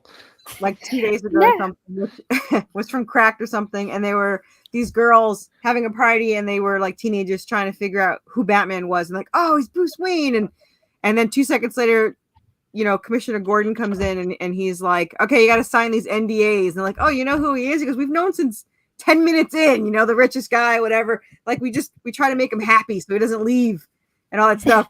So he's like, they wouldn't sign it, so he blows up the house and he's walking out, and you see Batman going, wee, going across. Like they're like, let the Joker out so he has something to do. So it was just really funny. So that just made me think of that because I was like, I just saw it. So yeah. Well, while we're speaking of that, Marvel or DC? Neither. Hot take. All right. Mainstream. If you asked me like 80s and 90s, I was obsessed with Ghost Rider, so I probably would have said Marvel. But now either side doesn't really produce anything really worth reading. I don't think they really care anymore. You know, if I had to absolutely choose, I guess I would go Marvel. But I don't read any. I haven't read mainstream since the 90s, like when it was good. So, yeah, indie all the way, baby. There's so much of it now. Well, with indie, there's so much more passion because we pay out of pocket. We wouldn't do it if we weren't passionate. When you have comics like Marvel and DC, when they're drawing it, they don't even know the story. They're just like, here, draw this, you know, or the letterer doesn't even read it, or the colorist has no idea what's going on, or any of that stuff. So I don't think anyone really cares. Getting into Marvel and DC is like trying to get into the Illuminati. Yeah. They don't pay very well either. Like I actually my artist better than Marvel paid their artist because he had the option to work for, I think it was Marvel and DC, and I think, don't quote me, but I think DC was like 20 more a page, but either way, they were not like they used to pay like 120 a page or something really high, and now it's like 65. It's only worth it if you want the credit on your resume, And Yeah. even then, Yeah, and they said they're very, very demanding. Like you have to do this, and you have the time to do this, and then the letter is the worst because if everyone else is late, they blame you because you're the letter and you're the last one that gets it. Like you get 4 hours to letter the whole thing. So their time constraints are ridiculous. yeah, it's really I think Disney ruined that industry personally. Oh yeah. Agreed on a more recent level, but I was gonna starting say, in the now- 90s, it now. was. Oh well, no, Yeah. it had been declining for a while, but I think Disney kind of pushed it up. I mean, there's been several times Disney has tried to kill the actual print comics, and I didn't know the that. fans, oh yeah, the fans have been like, no, several Yeah. times that's nearly happened because Yeah. it doesn't. They don't make any money off of that one. Yeah. Which, Well, I you know, mean, that's what it's all about for Disney. You got to make the money. So yeah. My brother's actually the one that got me into comics, and he still collects both comics. He's weird because he actually tried to talk me out of making comics. He's like, "You wrote 16 novels. Why don't you produce those?" I was like, "I'm a horrible writer." I was like, "I'm a great storyteller. It goes great with comics. Like it just fits." Yeah, I'm not a very good writer, but man, I could tell a story like you would not believe. So I didn't know I was good at comics. Like I wrote the story. I think when I decided to do the comics, I think we were like 6 novels in, and I was like, this is such a waste. I finally have a talent for something and I can't do anything with it. Like, what? This is such a great story. What the hell am I supposed to do with it? And then I was like, ooh, comics. How hard can it be? Like the stupidest question on the planet to ask. But What's the worst? 20,000 later. Yeah. it's harder to write a comic than a regular novella, right? Well, I converted. Like even when I have to like add pages, I still write it like a novella before I write it. Like my novels are not short. They're like, I think my shortest is 90,000 words. So they're like between 90 and 150,000 words. Every 10,000 words is an issue. That's pretty much how it seems to work out. Yeah. What's an issue? What's an issue in a volume? So an issue would be about 24 pages, and a volume would be about 125, including covers, so like 130 to 150. I think my trades are like, my first one was 7, and my second one was 5, and my third one was 5 and 5, but technically they go together, so it's technically 10. But I do the hardcover so people can catch up easier, because like a complete moron, I went like super fast. Like most indie people do like 3 to 4 issues a year, and I do 8. So I've been doing this for 2 years and 2 months, and I have 21 issues done. So Dang. yeah, I'm not stupid at all. Yeah, I'm actually 5 issues ahead. So I've paid for, most indies don't even go issue ahead, and I have 5 completed. So my issue 1 is live now on Kickstarter, by the way. Search Worthy Chaos. 13 for the other series is February 17th, but I already am in the middle of having 18 drawn. So I already have those 5 issues. So which people like, because when they back the Kickstarter, I just ship them out 2 weeks after it ends. So no waiting 6 months or 2 years or whatever. And I started that to build trust, because people were always posting about, oh, I've been waiting a year for my issue. And I was like, oh, I'm going to have it where, I launch every other month. And then they, mostly because I have 125 issues. I was like, I don't want to be like, 104 when I get them out. So I've been doing them every other month. But yeah, a normal smart person would not do it this way. So don't do it. Don't do as I do. Do as I say. Don't do it. But I love it. Like I'm making them for me. Everyone's like, how do you know those 5 are going to sell? I was like, I'm going to read them. It's like, these are for me. Like, it's nice if people buy them so they help me pay off my credit card debt from it. But, technically it's for me. So, and I got asked, because when I first started, I got made fun of for all my merch, because I've got more merch than most stores. And they all made fun of me. And then like 6 months in, they're like, so who makes your plushies? And I was like, that's right. I was like, but I always get asked, why do you have so much merch? And I was like, I wanted it, and now it's tax deductible. so bring it on. Yeah. Does it move? I mean, you sell a lot of it? I do. These are handmade and cost me like a fortune, but like the commercially released ones, like these, or I have no idea where he is, but I have a vampire chameleon bat that I made up some of my own cryptids. His name is Chatty, by the way, and he sold really well. But doing commercially released ones, I can charge so much less. Like my hand, like Bigfoot is like $99 because that's like, you know, I have to pay to get them made. But my and it's like a 3 foot tall Bigfoot, so it's like carrying Alf around. I mean, it really is. That's cat. the older one, by the way. If you don't know who Alf is, look it up. But I have a picture on my Kickstarter. He's from the before time, Shay, in the 80s. Where I'm holding him and he's like half my body because I'm like 5'1". yes, you might be old, Bobby, but I do know who Alf is. He'll eat your cat.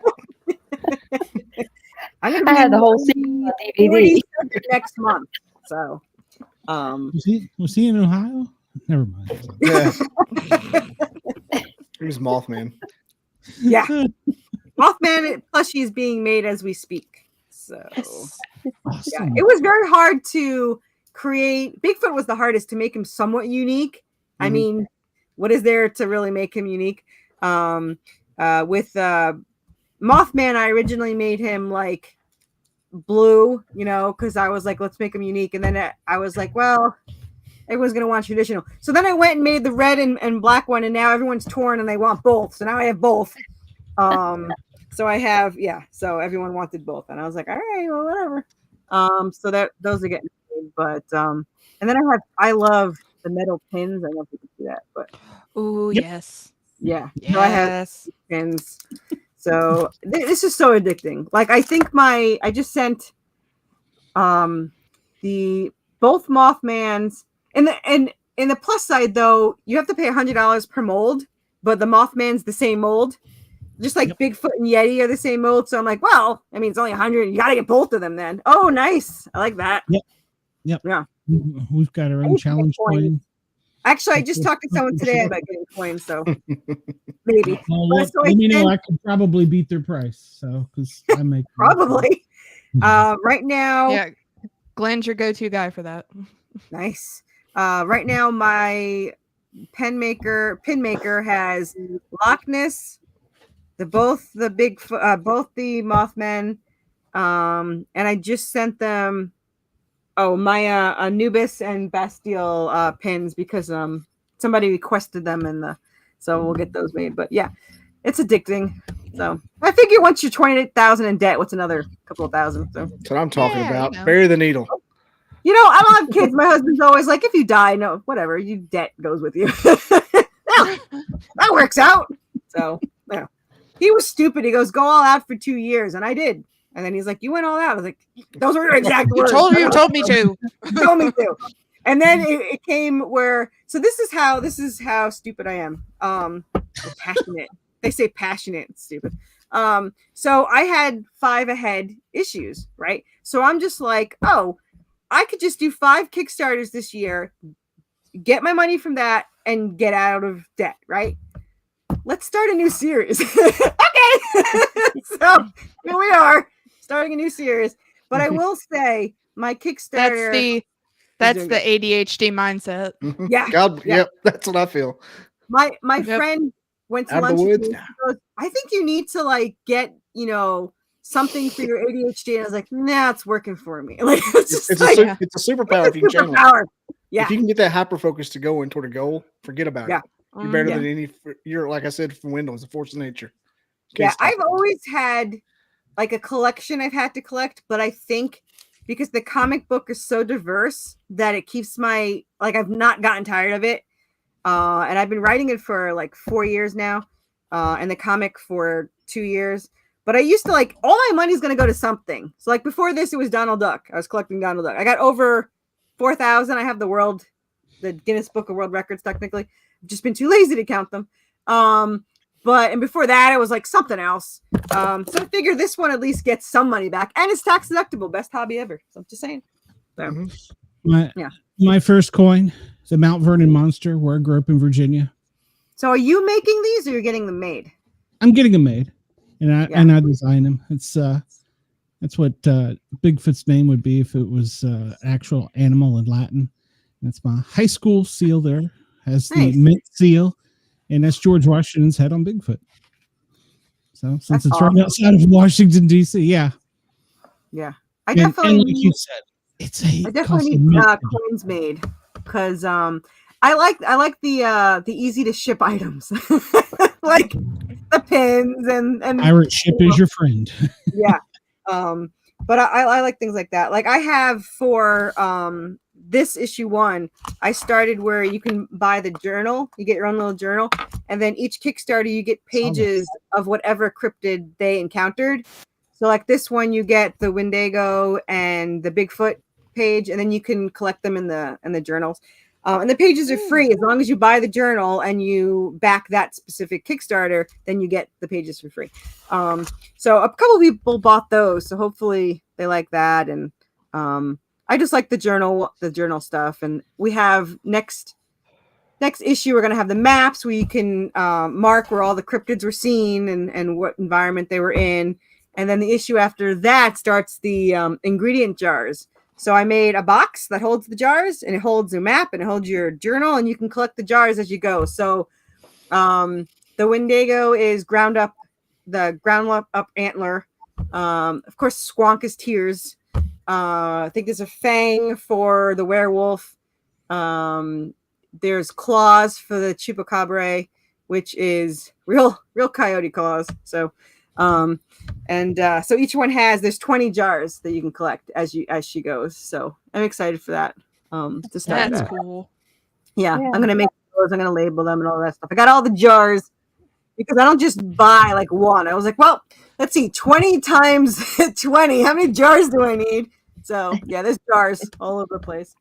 And we have sawdust for the Mothman to mix with micro powder and all that stuff. So it'll be fun.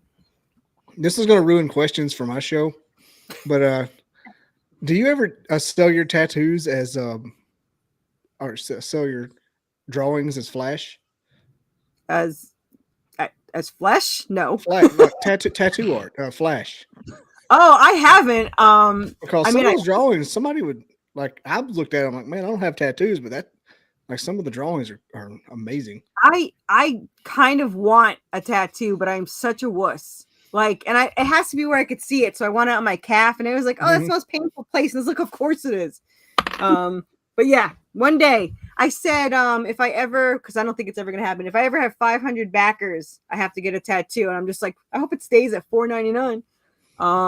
But yeah, so that's the rule. 400. I'm hoping for 200 backers this time, which has never happened. 150 is my highest, but I'm at 148 now, so I still have 15 days to go. So it's not. It couldn't be that bad if you just promised a tattoo, and it's like, I'll get a full back tattoo. That'd be something. Like, come on. Just keep I don't know what I want now. I used to want Anubis, and now I'm just like, oh, Skunk would look great as a tattoo. Oh, Skunk. Well, spirit animal. The Wendigo would too. Spirit animal. Yeah, the Wendigo was my second choice. I think that he's would adorable. make a good calf one. That face. Yeah, that's probably your best one. I have these in. It's trapped behind all my crap, but in my curio cabinet I have the handmade versions of these. So what I did was, instead of being smart and having somebody create this, I had a sculptor make each cryptid, and then they scan it. So I get the handmade one, and then I get the 3D one. So that's gonna be good. Cool. I see the ones you're drawing the concept art. Yeah, on Facebook. Like, man, this is Skunk. He's adorable. Mm-hmm. Yeah, the Yeti and the Bigfoot, like you said, they're the same thing. But yeah, that's a cool drawing. Well, how that happened was I wasn't planning. Yeti's not even in the issue. I'm gonna add him later now. But I posted the Bigfoot, and somebody's like, "Can you color him to be a Yeti?" I was like, "Sure." So I just changed him. I was like, "Well, now that I have him, I mean, I might as well do stuff with him." So now we have the Yeti, which was very popular at the convention. That actually had nothing to do with cryptids. People love the Yeti. So I was like, I did not expect that. So that worked out. So yeah, the Yeti is kind of like people who are obsessed with dinosaurs. They go through an Ice Age phase. People obsessed with cryptid go through like a Yeti phase. It's kind of weird. Actually, I have Yeti version of him coming in the mail. He's all white with like bluish eyes and all that. So he's on the way. These things, man, to ship them. I was so excited because one of my clients bought him yesterday. So I was like, I don't have to ship him. I'm so excited. I'm just going to drive him to your house, man. So that made my day. So, and this one's mine. He doesn't go anywhere. So actually, my husband stole one too. So I was like, what are you going to do with him? He's like, he's awesome. I was like, yes, but so whatever. He's adorable. Yeah, the chibi Wendigo. Oh, I love that so much. I'm like, how cute is that? But now I want them all chibi. I mean, they're not, you know. How many of these are going to do? I mean, Skunk's already cute. So, but that Wendigo, I was like, oh, he's going to be a pin now, and I'm going to have to get him a plushie. And now I need a handmade statue of that one because he's just, look at his big eyes. I'm like, you're not supposed to be adorable. So you're like a bloodthirsty creature, but he's so cute. Pet him. So, yeah. Pet him. Yeah, Lose your hand, but pet him. Why, yeah. if not friend, why friend shaped? I was just like, oh, so adorable. I'm actually mad that he's like this, like, you know, dark possessed cannibal. I was like, but he's so cute. Maybe he's just misunderstood. I think he's misunderstood. He just needs a hug. Yeah, he just needs a hug. Bo bo bo bo bo. I want to Do that He's a again, good Bob. Wendigo, yeah, for we is. So we have two Wendigos. He We just have, wants your kisses. yeah, Boop his we have nose. two. So we have the normal deer antlered ones. I don't know if it's normal, but the regular one with the deer antlers, and then this one has the marking on his head. So he's the alpha Wendigo who stalks her. And I was just like, oh, maybe we could make him like a wood spear, and the other one's the real Wendigo. She's like, then it's not a Wendigo. I was like, but he's so cute. Like, it's like, He just needs the pets and he needs your kisses. I mean, And don't he let him needs the bite or cuddles. anything. But yeah. Take your So, Wendigo I out mean, for the it might peas be- and boots. I mean, it might be worth it. right? Chibi. I mean, he's gonna be adorable. I don't know if you saw the other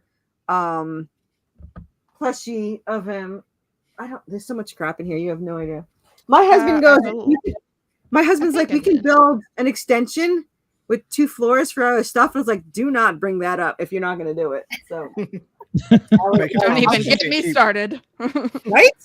Like I can fill that because I was like, oh, the top layer could be like the podcast and all my art tables, and then you just go down the stairs and there's all the hardcovers and comics and plushies and the boxes, and I'm just like, this is the tax deductible building, right? Like, yeah. So now we might be doing that. So, like I said, more debt. What the hell? Be dead one day. Take It it won't with even you. matter. That's right. Absolutely. Take it with you. So Yeah. Where do you do your research for your characters, or is it all you? My cryptid characters, mostly like anywhere. Like I have books. I have, Wikipedia is like the best. And then I try to find other websites, and then I kind of like merge them to what I want, to make them somewhat useful. The only major cryptid I think that I changed was I gave the Wampus cat a quilled tail that throws the quills at you, because just Wampus sounds like it would hit you with the quilled tail. So that's the only change I think I really made to them. But yeah, I did a lot of research on them, and I took the parts that I liked. Like with the Wendigo, man, everything it said, it's like it's gonna destroy everything. It's like, it's stronger than this, it's faster than that. And I'm just like, and Bigfoot's gonna eventually fight him. So he does get bit by him. So in this issue, you see him kind of chokehold him. If you went on Kickstarter, the page is there. The Wendigo was going after her while she's sleeping, so he went after the Wendigo and pulled him back in a chokehold. But of course, he, how long can you hold a freaking Wendigo? So does not go well, right? Yeah. Depends if they know their wrestling moves. So It should be a- There you go. Bigfoot should be a puppet. You could just do Who that. just said to me that they knew what the move was? Just tombstone like- him. Yeah, they knew like the move. I forgot what they said, but like, oh, you had him do a something move, and I was like, we'll go with that. Like, I don't know what it was. I could probably think of wrestlers. Amanda's a professional wrestler, so you can get your move names from her. So There you go. I do jujitsu, so I know a little bit about it, but probably not the official wrestling move. I'm trying to think of what they said. What they Weird. said, because they're like, "Oh, you did the official something, and it's respected." And I was like, "Right, sure I did." Yeah, all right. I was like, "If you say so." Like, I don't know. I'll go with that. Oh, wait, let's see. The Nelson, the half Nelson. Oh, the half Nelson. Yeah. Yeah. She said, "We just There you noticed go. the panel you have with Bigfoot putting half Nelson on a Wendigo," and I was like, "Okay." Nice. Yeah, I meant to do that. Yeah, that was obviously planned. So we'll go with that. Nice. I you like it. shouldn't call it like the Bob or something. So Nothing I do. She bobbed him. Like I will literally write stuff and I don't know the reason I wrote it until like later. Like in the Redemption series, one of the angels who's a main character has no wings. I had no idea. I was like, everyone's like, why doesn't he have wings? It's like, I have no idea. In issue 2 of this one, you find out. Because Well, that's what I said. But then when I was writing the Western, because it's kind of a prequel, it's the previous life, you see why he doesn't have wings. And I was like, oh, it's a cool reason. So I don't know what I'm doing. But yeah, worked out. So my character is one of my personalities and she controls all of that. So I just leave it to her. She'll write it. I feel sit that. down. Yeah. Well, I'll write something and then have an argument with the character. I'm like, this does not make any sense. This is a stupid scene. This makes no sense. She's like, no. Keep writing it. I was like, I don't know what the hell you're doing. So I wrote this whole scene and it wound up being really cool. And I said it to my co-writer. My co-writer is, where the hell did you get that idea? I was like, don't look at me. She's like, I can't wait to see what happens. I was like, me too. So I don't know. So as long as I win in daily life and I control that, I guess we're all right. So. Talking to yourself and yourself answers. Yeah. Well, as long as one of us wins, I suppose it's all right. So that's what I was about to ask. I'm afraid to. How many personalities do you have? So I'm okay with it. yeah. There's at least her in there. And I always joke about that because I've had her in my head for like 17 years and I just never did anything with it. And then I met my co-writer, and my co-writer has Draven, in the head. And I was like, these two characters, I always joke about these two characters were in some other dimension. They're just trapped in us and we're writing what their life was in this other dimension. Because things will just happen and we'll be like, that's weird, but okay. And then like 5 novels later, you're like, oh, that's why it did that. So it's all a big shock to me. So it's fun. I don't know what's going to happen. you have no end game. Well, have you ever been out in the woods and done any researching for cryptids? I have gone hiking and I've never come across anything. I've heard a damn fox that sounds like a freaking demon. Yep. But definitely wasn't anything I saw. The only thing I've ever seen that's more on the paranormal side is a shadow man, which I heard is very common. But so I didn't know what it was when I saw it, but I was a teenager and I was house sitting. Fortunately, it was not my house. And I was in bed, and normally I like pitch black, but now I can't remember if I like pitch black because of this or if I liked it before and something was screwed up. So there was light coming from the hallway, and I kind of looked over, and all you see is this tall shadow of a man, like going across. And you can see how stupid I am in a second. So this shadow goes across the wall. I'm watching it go across the wall. It's going across, and then it goes under the bed. So like a freaking moron, I jumped up to go look at it. I was like, whoa, what am I thinking? Like, what the hell? So I did not look under the bed.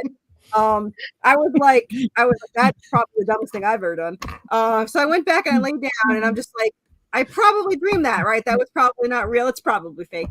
So like 5 years later, I was watching some haunted thing, and she's like, oh, I saw the shadow man. He walked across, and then he went under the bed. I was like, hey, that's my guy. So I was like, I don't know. But yeah, you just stuck your head under the bed when peekaboo. Yeah. I'm kind of curious what was under there, but I used to have this fear of putting my hands behind my head when I was a kid, like something would grab it. So for me to jump up and look under the bed, that was definitely not my main personality. But I don't know. I will say though, I wasn't terrified of it. At least I don't remember being terrified of it. I think afterwards I just kind of convinced myself that wasn't really there. Like I must have fallen asleep and I didn't know about it. But I wasn't like looking at it like paralyzed in fear. I was just kind of like curiously watching the thing go across. Like what's going on? And that's it. So I don't know. It was weird, but it stuck with me for the last 30 years. So man, I'm old. All right. But yeah. Are you gonna add Shadow Man to your series? Probably. I added Cerberus in the cave, and he's actually in book. There's so many books. Series 4. I think he's in series 4. But yeah, he'll probably be in there. The Minotaur is in there too. I pretty much add. It's like a whole kit and caboodle of everything. But yeah, there's also for no reason whatsoever there is a not deer.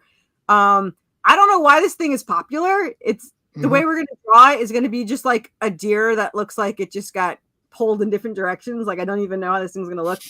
But my co-writer's like, I can see them being in the woods because right now they're fighting the burrow, the alligator thing. She's like, oh, he'll see them in this weird creature that looks like a deer, and he's gonna say, "That's not a deer." And she's gonna be like, "How did you know?" And it's gonna like this the phrase that's gonna happen. But yeah, I don't know why this thing's popular. It is a random not deer. So, and what a name! Who the hell named that? Not deer. On the Appalachian TikTok, it's a big thing.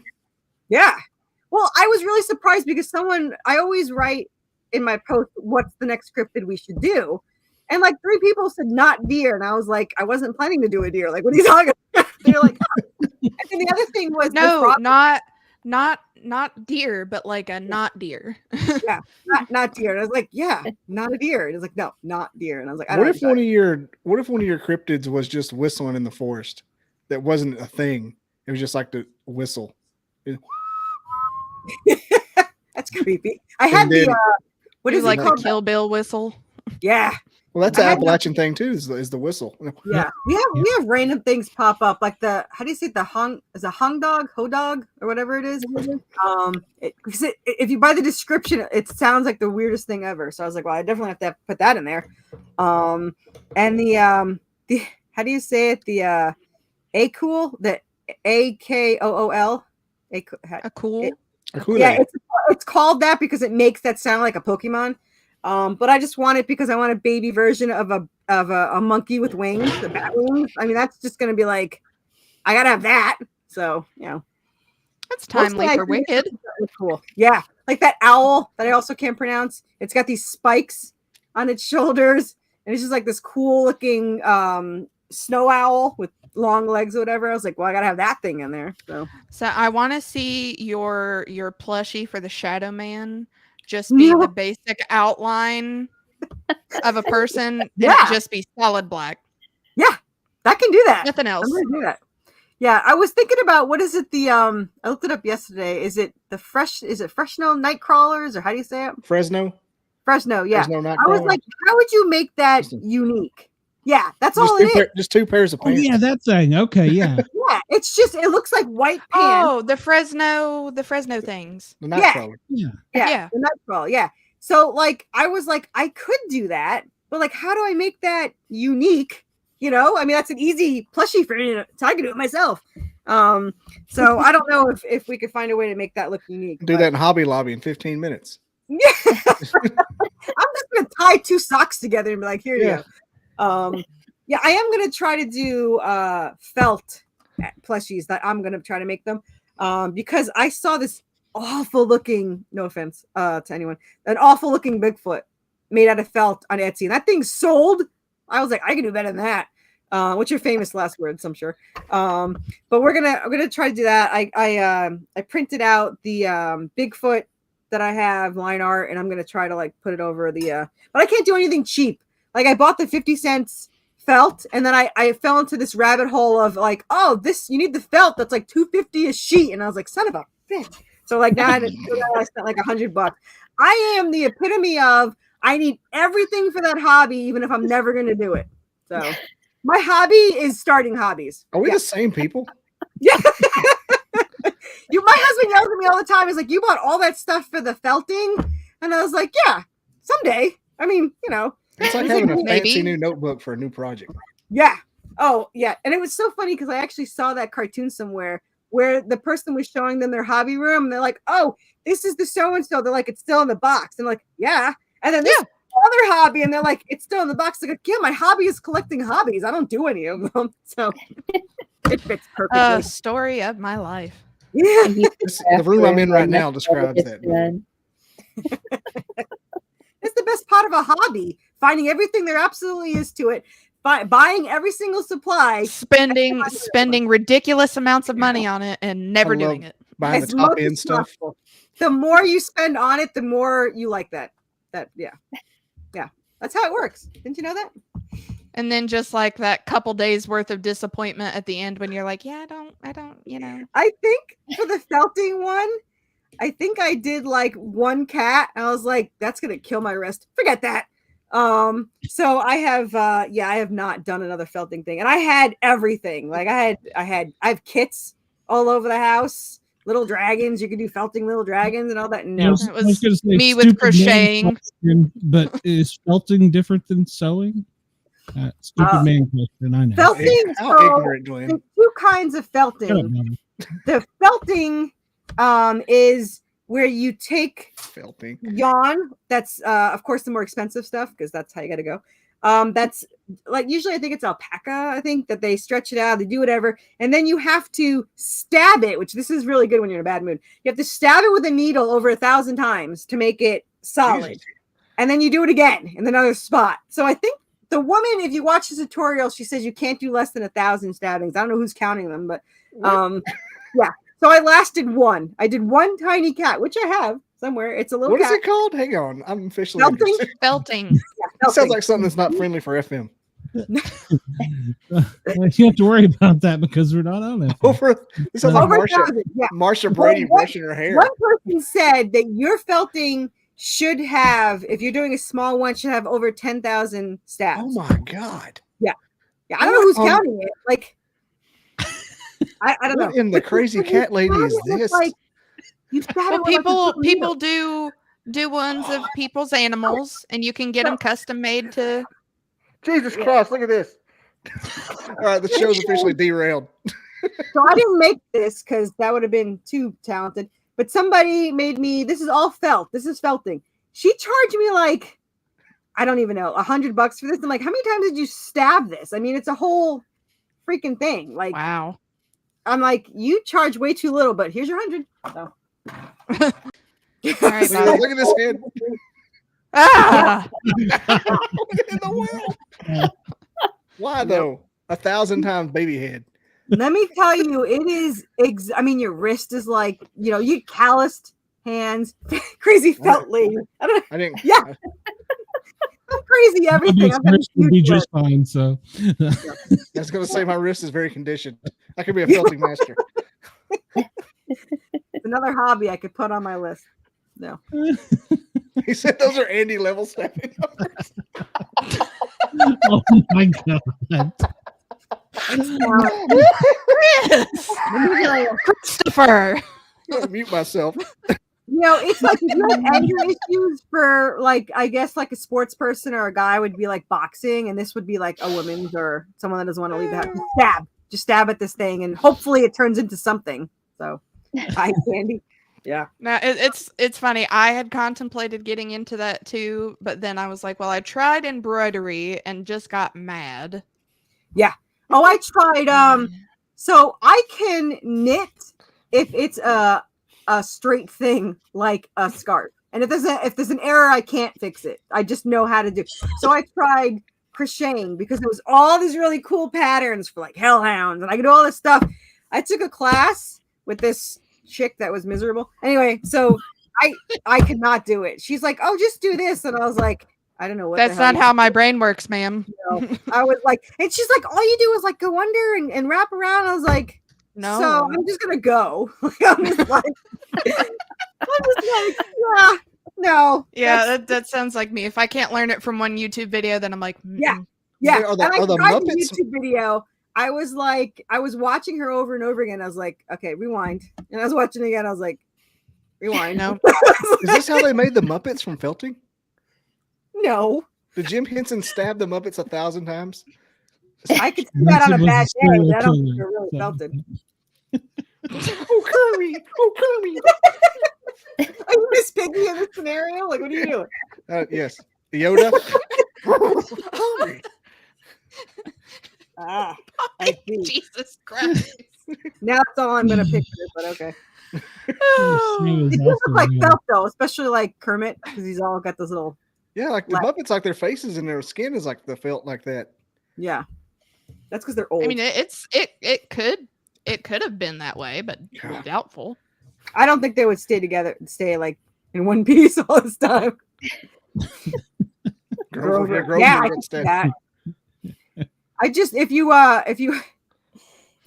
I don't watch Saturday Night Live anymore because it hasn't been funny in 40 years, but there's a Sesame Street one. And it's the movie for Grouchy, but it's played like the Oh, trailer with for the- David Oh, David sure. Harborough. Oh, it is so funny. It's like grouchy. It cracks me up. Go watch it. Last time I watched it during Facebook, I was like, we're gonna get like disconnected, but we're gonna watch as much as we can. But it's just so funny.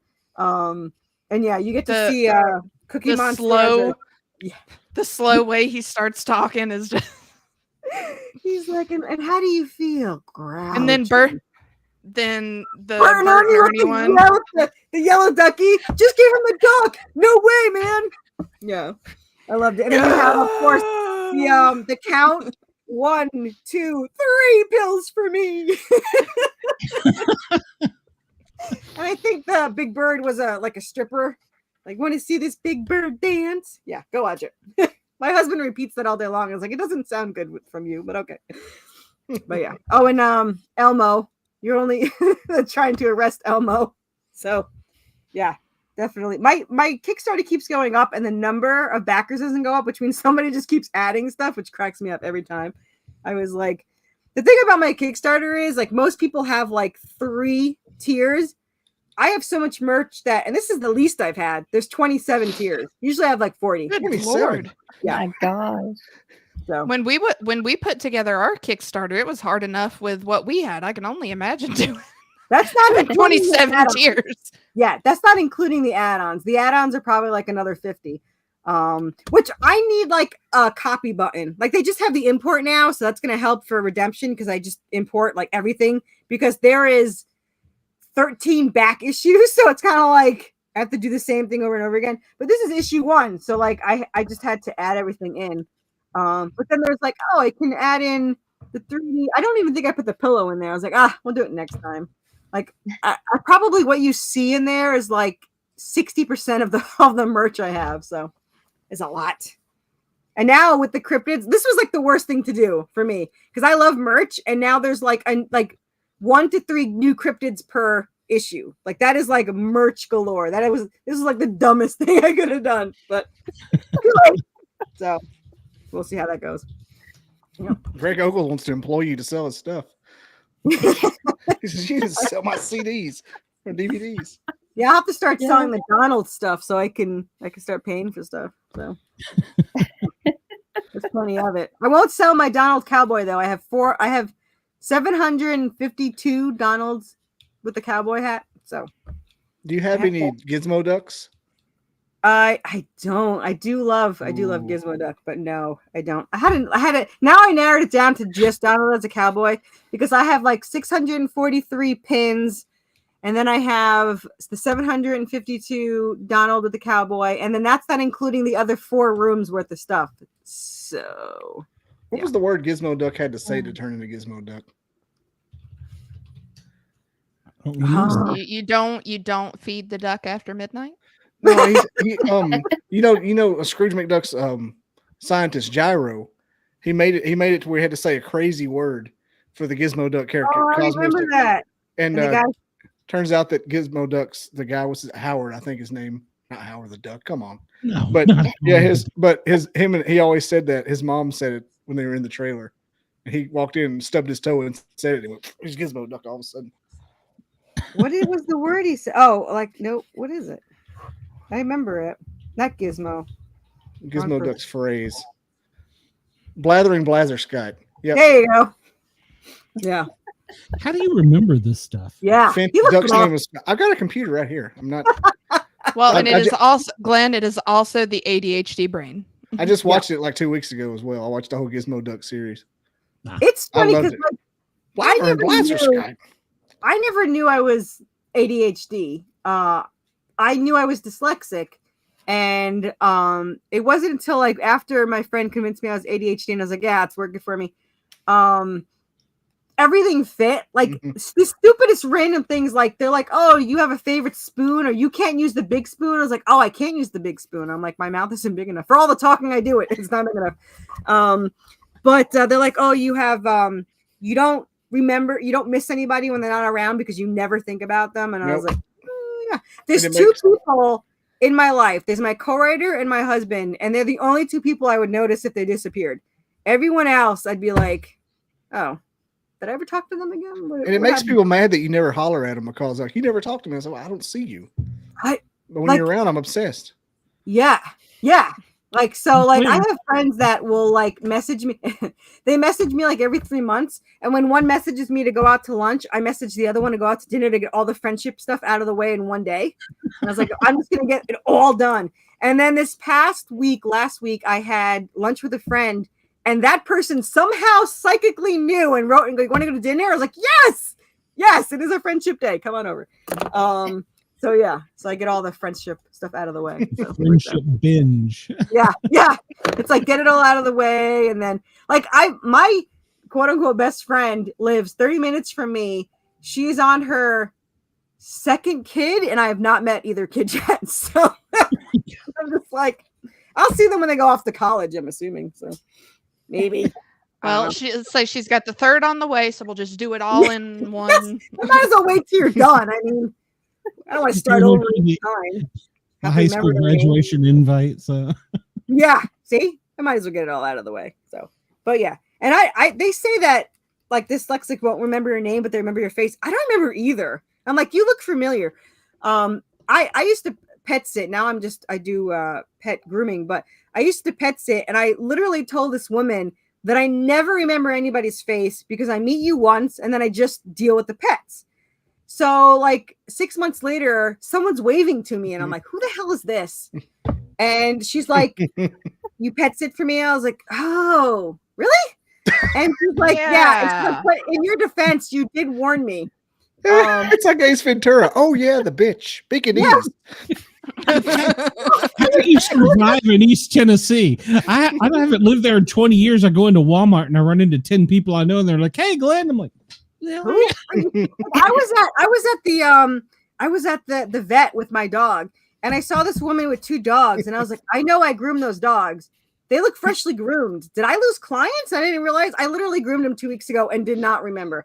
I was like, someone groomed these dogs.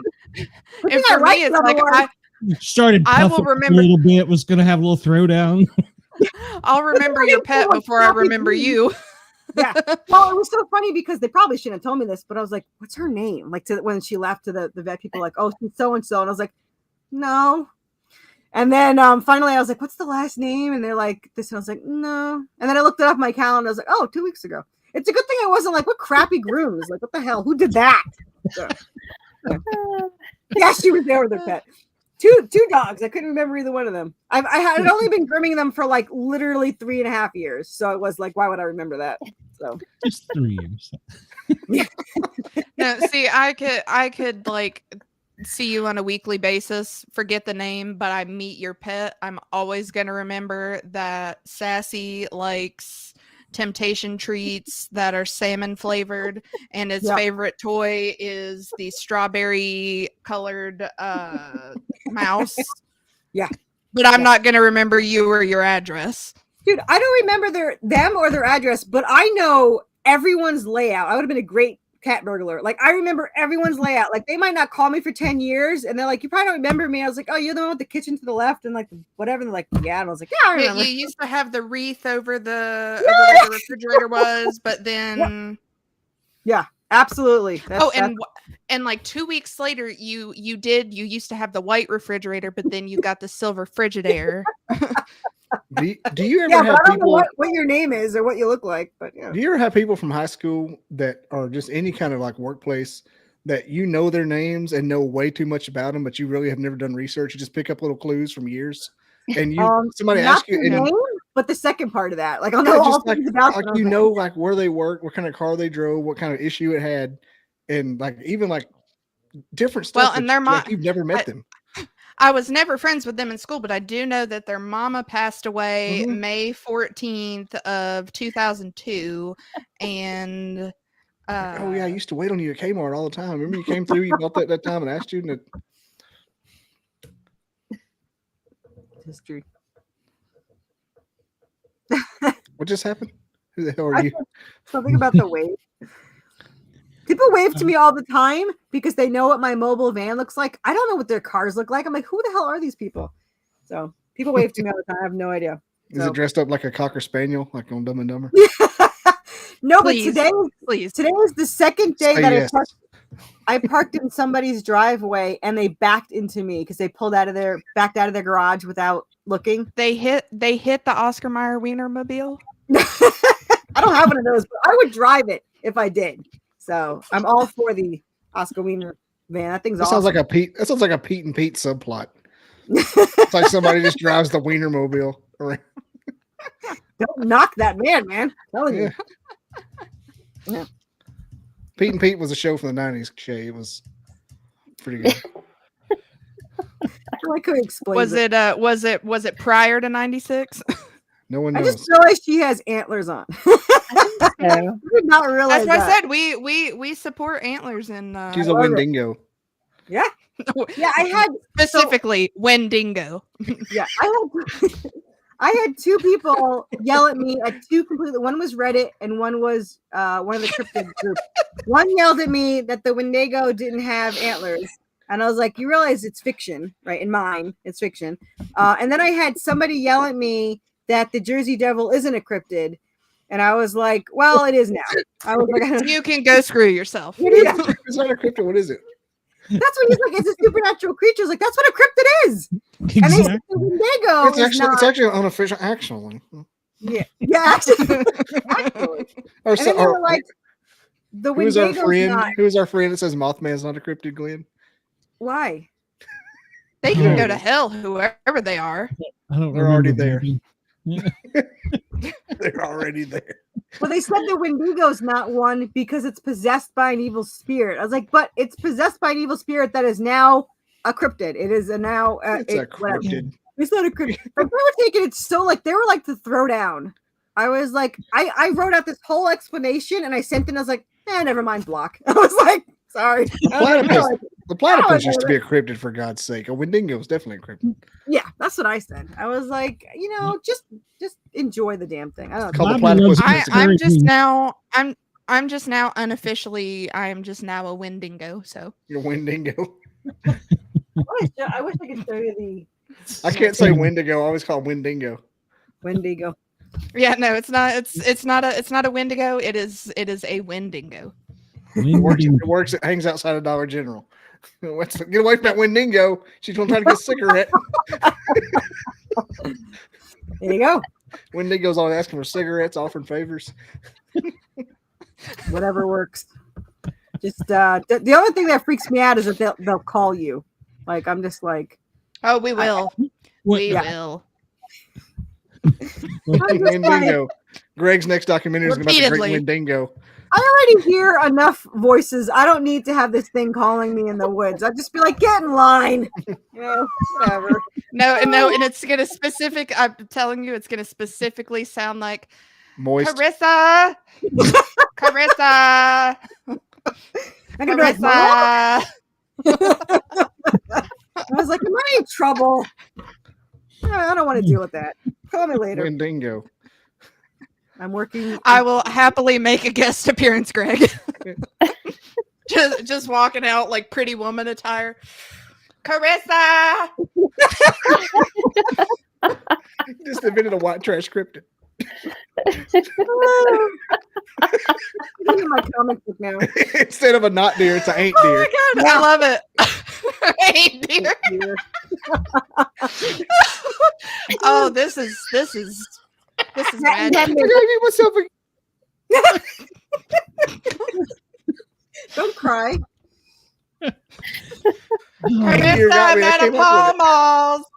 I'm Where's gonna my hear ain't- her where's voice. my I'm gonna ain't hear deer? her voice in my sleep. Like, what? Carissa. I can't stand on its hind legs because it's too fat because it's got diabetes. The ain't deer has to ride a cart from Walmart. It's a rascal. It's an ain't deer. Yeah. She also carries around like a Clelly box of Ritz crackers. For blood sugar. It's your superpower. Yeah. You gotta have a Oh. superpower. That's a good It's all question. copyrighted. Nobody else can take this. The ain't deer. Copyrighted for this show. There's lots of liquor. people that Yeah. follow the show, so No, see, There you I'm go. gonna have one that's stuck in the Ritz cracker box alongside. I've pushed the so that it sits in the box. The ain't deer's got me. Of course. Like, that's obvious. Picture this. like that Leroy the Redneck Reindeer from the Joe Diffie song. Yes. The ain't deer. does it resemble Brenda? How's- Well, Whoa. well, you know, I was Squonk. I was out back looking through the garbage. I did happen to see the ain't deer cross. The I'm ain't gonna call it this year now. you're gonna totally write this in one now, aren't you? So The Oh, ain't yeah. deer. I may have to Kidding do me? something with that too. The ain't deer. It's gonna be the not deer confronting the ain't deer, and they're gonna have a fight. So Go back from where you came from, not deer. You ain't welcome here. damn, Yankee deer. We ain't like no not deer here. We don't like your kind around here, not deer. This ain't deer territory. that's right. Well, it's funny because I have like a war between the dog. Can it stand on its hind legs and it has like an AR-15 strapped to its back too? It can now. Maybe. The ain't deer.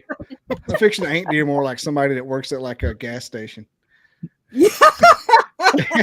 With a baseball cap. Has kids by 3 different other deer. Where's Airwalks it from originally from the from back in the day? The ain't deer. Listens to Slim Shady, but never the new stuff.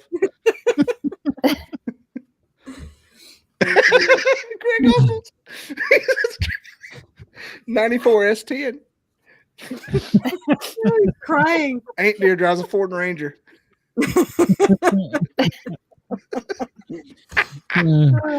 Satellite dish right beside the trampoline. So.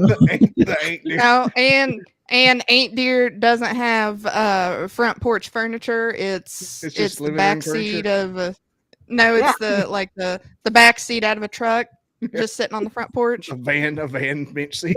There's like a Yep. there's like a toilet in the front with the flowers coming Mhm. out of it. His old lady Wendigo. Yeah. I pictured curlers in the hair of the Wendigo. So thanks for that. A robe. It's wearing the robe and a curlers in the hair, and the antlers have curlers in it. Yeah. Holy right. Jesus, Mhm. I'm killing myself here. No, Oh, and I God. just she's putting out her cigarette on the. Oh my Yeah. God. Get in my house. Yep. I'm gonna have this as like a side comic where it's just the, The this white family trash they follow cryptids. around. The white, yeah. I'm gonna have this all. This Who story. here remembers my story of Burl Eyeshine Johnson? Well, oh my God! I was just about to say this would be perfect for Earl. Burl Eyeshine Jackson. Eyeshine. Stealing catalytic Say- converters.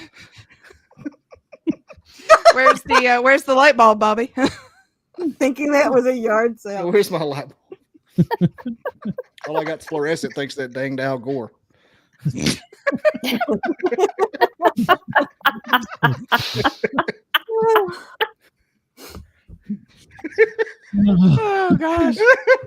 Very sophisticated Why am I laughing? communication right here. Oh, This is something like a shit mad took a magazine. turn somewhere I really wasn't anticipating.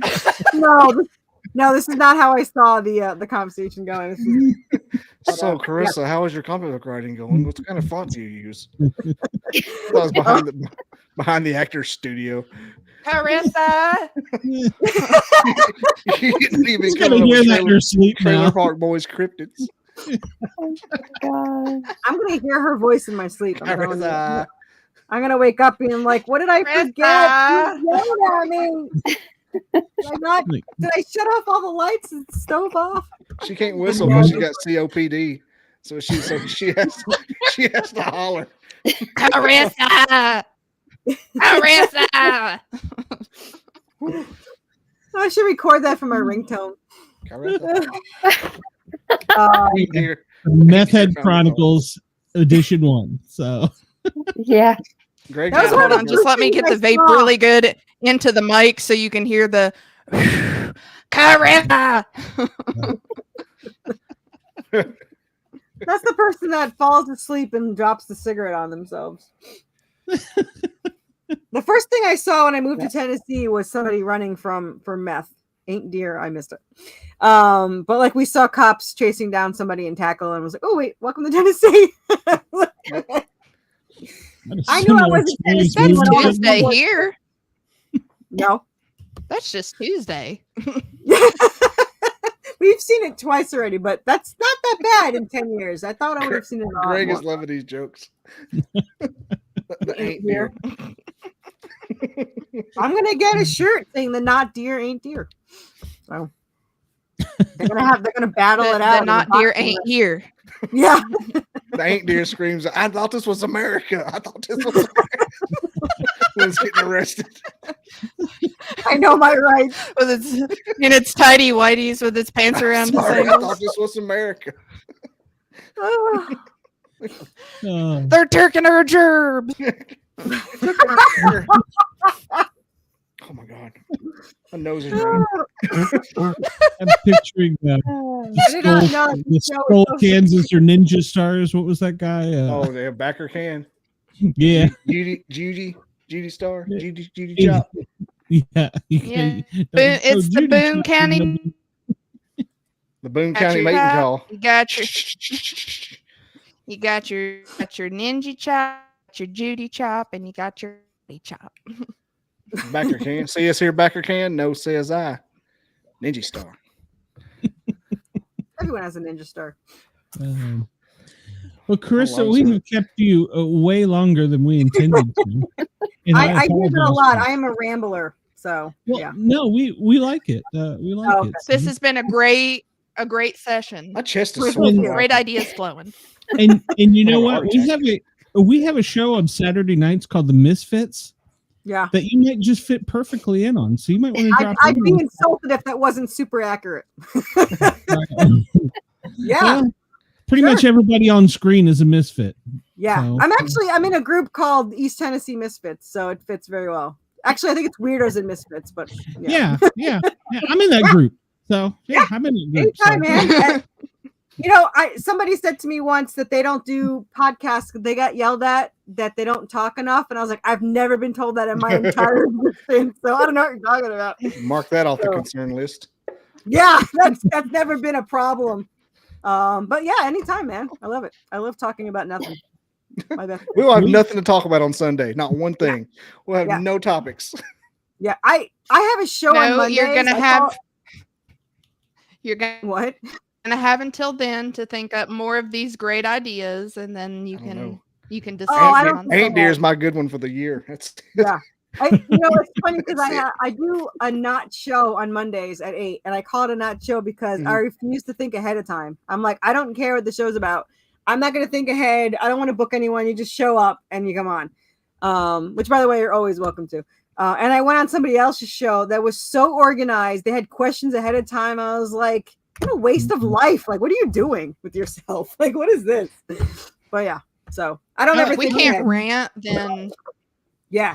I like Well, to I be a don't think little ahead. Like, prepared, but I jumped into comic books. I said, how hard can it be? And the next day I hired, a whole crew. And then yesterday I thought of doing the cryptids of the month. And today I freaking did. I have 4 people that I already signed up. I don't even know what the hell I'm doing. What did I do? You signed up, make a newsletter. Yeah. They're like, I technically have 3 months of merchandise. I have the Wendigo, the Bigfoot, and the Yeti, and I have everything for those. So yeah, I could sign people up. We'll do it next month. And they're like, all right. And I was like, all right. I haven't really thought about anything, but sure, why not? The good news is you'll come up with it because you're ADHD with the pressure looming, and it's going to be amazing. So I wouldn't even worry about it if I were you. Till like 2 days. Yeah, I went to bed. It's going to be a balls out. I went to bed last night at 11, and I woke up at 2 a.m. And all I thought about all night long is what I was going to add to these things. And then I was like, I never went back to sleep. I was like, well, time to get up. It's 6 o'clock. So yeah. Everyone's like, when do you sleep? I was like, I get about 3 to 4 hours a night. So, but it's working for me. My husband gets like 10 and he's exhausted. So I figure I'm doing something right. But anyway, I'm Southern and Italian. So our goodbyes last like 3 hours. So we can wind it. I'm okay with that. So you do need to tell everybody before you get out of here where they can find your stuff so that you can sell your stuff. Yeah, that'd be useful. So all you can do is search Worthy Chaos. You can Google it. You can search it on Facebook. You can search it on the best place is Kickstarter. I always have something either live or in pre-launch or both. Right now I have both. So search Worthy Chaos with the only thing that pops up. As you can see, I'm very chaotic, so you won't forget that. So Worthy Chaos, and you can also find me on Facebook, Corissa Grant. I am the one that would get kidnapped. I talk to anyone at any time, so you can come on there, send me a message. You're probably a scammer, so after you say 3 words, and I don't think you are, I'll start talking more. But yeah, so find me, just search Worthy Chaos. So I'm anywhere there chaos is, and there you go. And Bigfoot. Awesome. Yeah. Awesome. Yeah. All right. Well, I'm sure that Cheyenne will probably stalk you, and we will invite you to a Saturday show. Okay. We will get you on a Saturday show. Into the what is it? The People's Lane or whatever. You can get one of these and put them in your passenger window. HOV. Yeah, the 2-person lane. But I would love seeing that on the ticket cam. You know, if you don't have more than. You'd have to put sunglasses on it just to make. I was like, don't discriminate against him because he's a plushie. You can't do that. I mean, he identifies as a human. He identifies as a passenger and alive. So that's right. What are you gonna do? But yeah, let me know about Saturdays and. Well, yeah, I won't remember, but you can still message.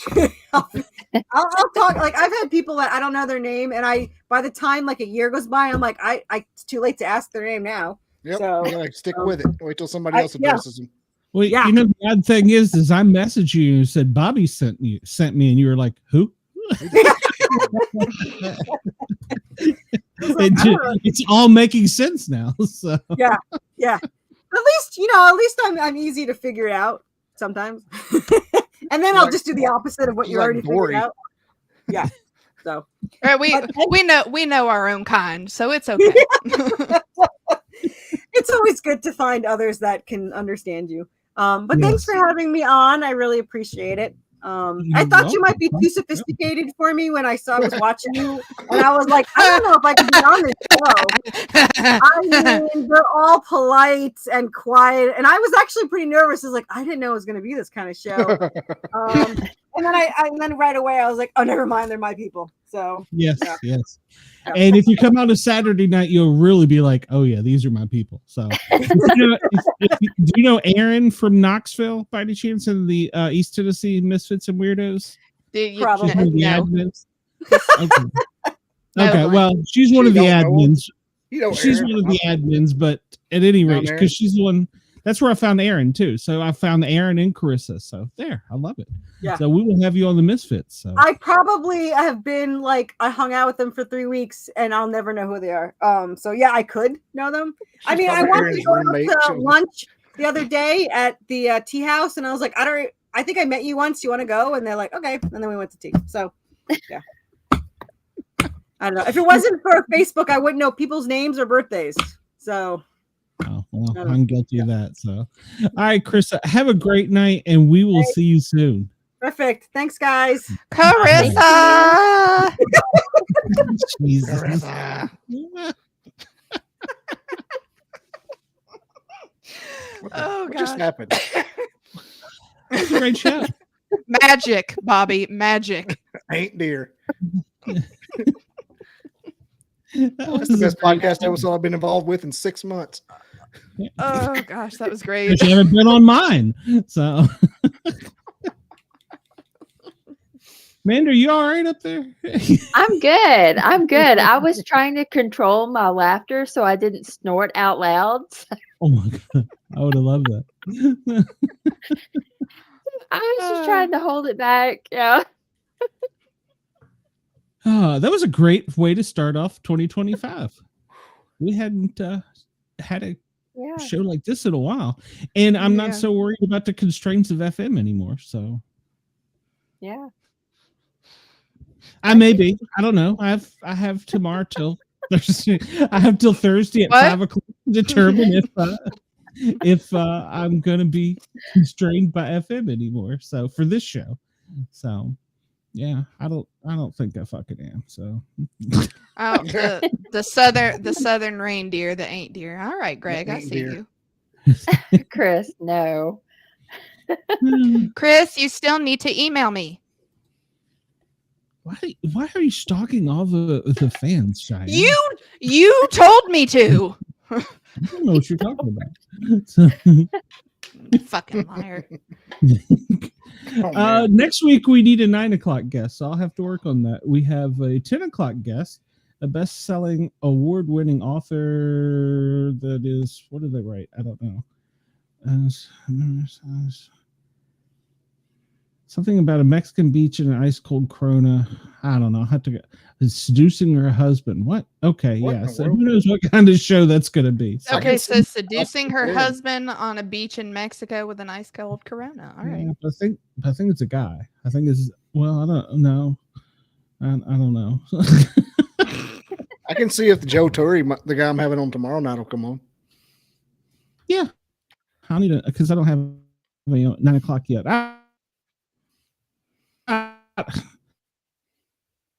I don't know.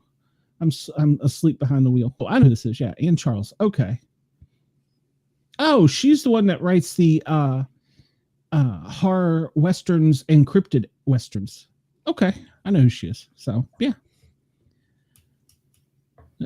Chris has said his job is to one day make you snort. No. And by the way, y'all were talking about I was distracted. Well, it's because Wendell was sending me all these pictures he had photoshopped of. Of course he was. The first one was of Amanda. Oh And I my was trying gosh. So I was trying to figure out. Of course he was.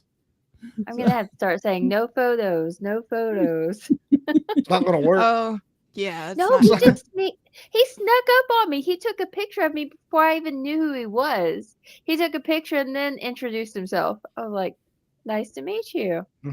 That's what I Wendell. said. You've 6 been feet. Wendelled. 6 feet. Yeah. He's everywhere. It's everywhere I ever go. I just sent it to the Palm Oh, group that- chat. So It's a lovely background. it is. I'm just trying to It's figure out probably why- the background on his phone now. Well, he did have us as his cover photo for a while. Hey, So He used So- the worst picture of me too because my eyes were closed. And the one he used, like all his other photos, my eyes were open. But no, he chose the one where my eyes were closed. It's like, thanks, Wendell. and then he did make sure to send one of your husband. It was blurry, out of focus, and you can't really tell. is he still watching? Are we still live? Yeah, we're still alive. No, Wendell. I think he went to bed. Yeah, he said he went to bed. He may rewind this, but he knows. Wendell's going back through and making notes. Right. He knows. Yep. But yeah, it was a great show. Thank you for coming on, Bobby. Yeah, I saw the two guests. I'm like, I know those people. Yeah. Well, you need to no, make shoot, an appearance every now and then. I'm quote unquote shoot, he off was- work a little bit tomorrow. Well, you're always off. Shoot, he working. was saying I missed the opportunity to go hang out in a dark theater with him, and I'm like, I appreciate it, but I'm good. Yep. He stood down he the bed sat at the bottom of beside the Greg. steps. He tried to sit by Greg, so Did he really? yes. Yes, it was. We did have some great guests. Tonight we really can thank B Dizzle for this, because he did send me both these guests a while back and they were just able to get to it. So but it was a great way to start off 2025. We're on season 3. I need to count how many episodes. I know we're over 100, so we need to have a special show. So I looked at my iTunes the other day. I had 193 episodes on there. So when have I done 193? It's like I should have maybe 110. I was close to 120, 100 or 200. it doesn't seem like it. Yeah, Greg, you are more than welcome. We had a great time. Yeah. Everything about the venue was nice. The people were all nice. It was a great time, and even though we got windled, it was a great time. And It was nice to meet Wendell. it was. We give him hell, but he's a great Yeah. fan of the show. So Yeah, Savannah said by. She said it was so weird to see him on screen and he's throwing popcorn at me at the same time. I can't wait to get my DVD and watch it. I want to see it again. That one scene was incredible. The film was With the incredible. growling. Oh, yeah. And Adam Yeah. kept screaming, "Here it is, Greg! Here it is! Here it's coming, Greg! Yeah, Greg!" In his East Tennessee accent. That killed me when he said that. See if I can tell by the accent. Yeah. That was fantastic. Such a yeah, 'cause great film.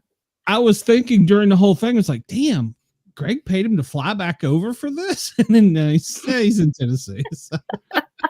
I kind of I wondered know. I that was too. like, how far did he come for this? How big of a production value is this? Michael Bay. What in the world, Greg? No, we do have to tell a story on Amanda. Amanda about got into a fight during the movie premiere, because Greg had a contest to whomever was the furthest away was going to get a prize box, and the people that were typing in the addresses weren't very good, because they told me Atlanta was only like 176 and it's clearly like 500 miles. That was Greg's son. Sorry, Greg's son. But I don't know. Maybe there's an Atlanta in Alabama. I don't know.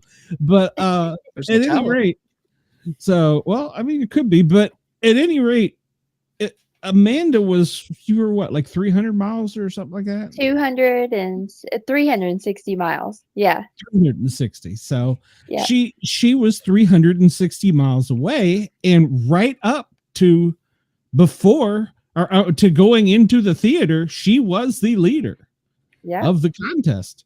And then so Greg was about to, he's like, hey, I want to, give this special package away to the person that come the furthest away. And then I'm sorry, Greg. I'm really sorry. But Greg was about to give the package away, and at the time he, I think, suspected it was Amanda. And then somebody's like, well, I'm 300 and what was it? It was 13 miles. 73 miles. They are right down the road in Richmond, Kentucky. And she knew him. It's like, you've got to be kidding me. Oh, Amanda was hot. She's sitting right beside me, and I was So expecting some nails in my arm. I was like, oh God. My son goes to college in Richmond, and I'm going to track these people down. I said, you got Al Kentucky. I'm gonna walk up there and I'm gonna take my prize box back. Yes. What was the prize, Greg? What was I going to win? That's what I want to know. What was it? You don't want to know. It was probably like a gold CD with all the autograph from the cast. Maybe a little trophy. You don't want to know. It'll just upset you more. So. It was a full bust of No, we want to know.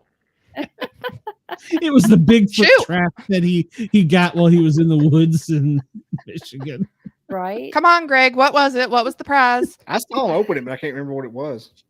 Oh my gosh. I didn't get to see what it Yes. was. So you were out Kentucky by 13 miles. That was Track hilarious. them down and take it. And apparently Martin Groves Dang, like, I should- knew him I or should something. have come then, because I would have been farther. Yeah. Woo. Yep. She'd have been okay with that because she'd have known. But 13 miles, that was just Oh, that's enough to piss you off. If it was 50, that'd be 50, 60. That would be one thing. But 13 miles, yeah, fuck that. but we did. We had a good time. He said it was one of those cooler cups. So I don't. Oh, so okay. Oh, a Stanley? We got the ones at Big Lots that were recalled. So like you would take camping with you. I'll get me one from Temu. There you go. And she'll get it personalized. Actually, I Bring some did. other- Well, I told you all about that app. It's free gifts, and you get one free gift a month. So I got my cup with my name on it. Well, there you go. Oh, a Yeti. Those are expensive. Oh, and a gift card for $100. And a gift card Wait, for for where? $100. Where Wait a to? minute. She's back in. And I just had an idea. Of course, Greg may not want to after this. Greg, you want to come on next week at 9:00? Amanda may beat you down, but No, not Greg. It's not his fault. The asshole drove from farther than me. I think they knew Martin Groves. and think they I knew- was surprised you haven't had Martin on your show.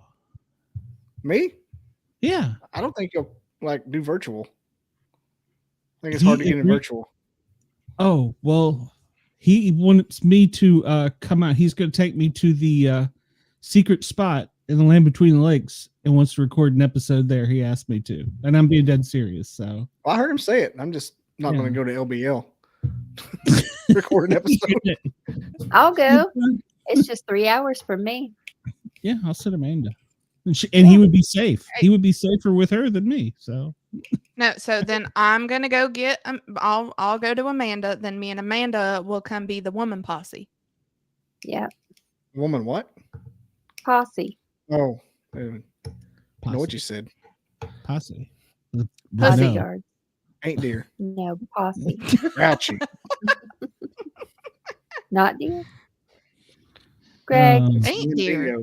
you can come on next week. It's safe. It's fine. It is, Greg. I can mute her. So He probably would too, Greg. Greg says you're pissy. Yeah, you're woman pissy. Oh, Posse. pissy, posse. Yeah. Okay, sorry. Not pissy. I woke up this We morning. about to get pissy. I woke up this morning with the worst headache I think I've had in like years. I mean, it literally was so, and I still feel it. It's like back here wanting to call my name again, and I Carissa.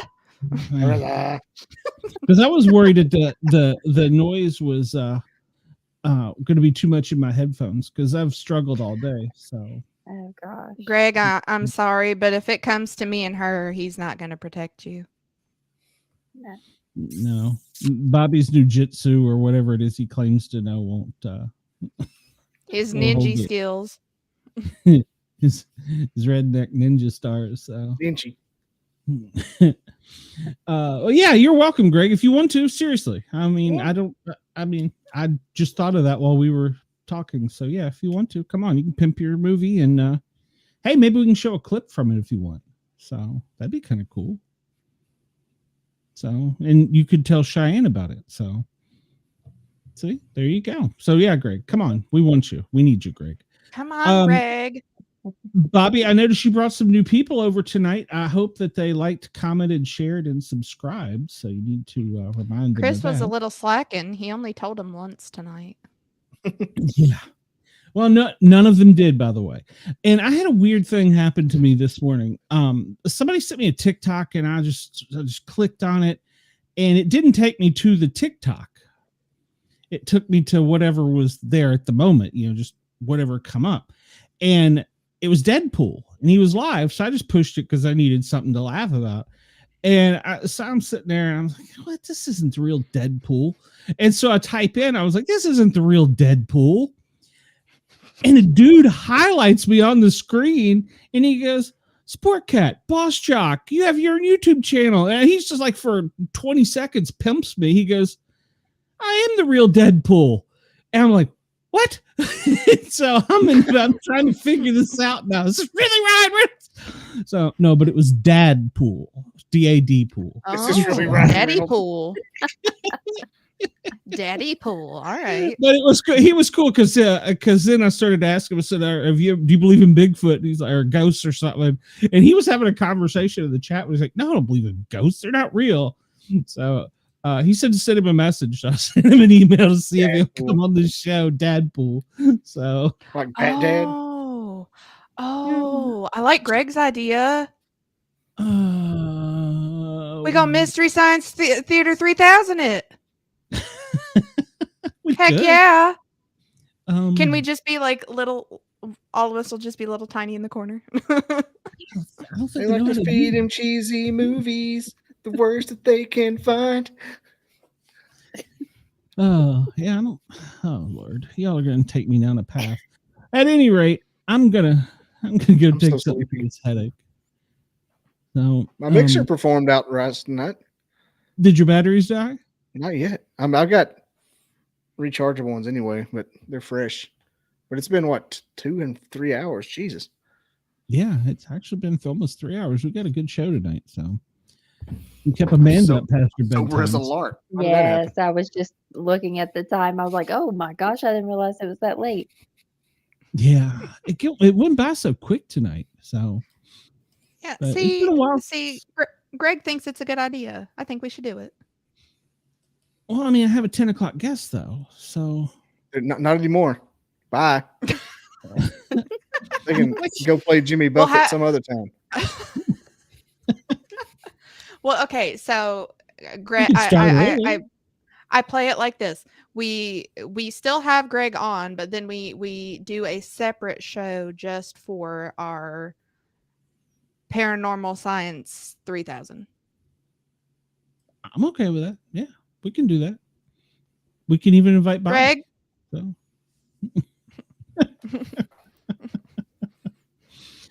All right, Bobby, your next show. What do you got coming up?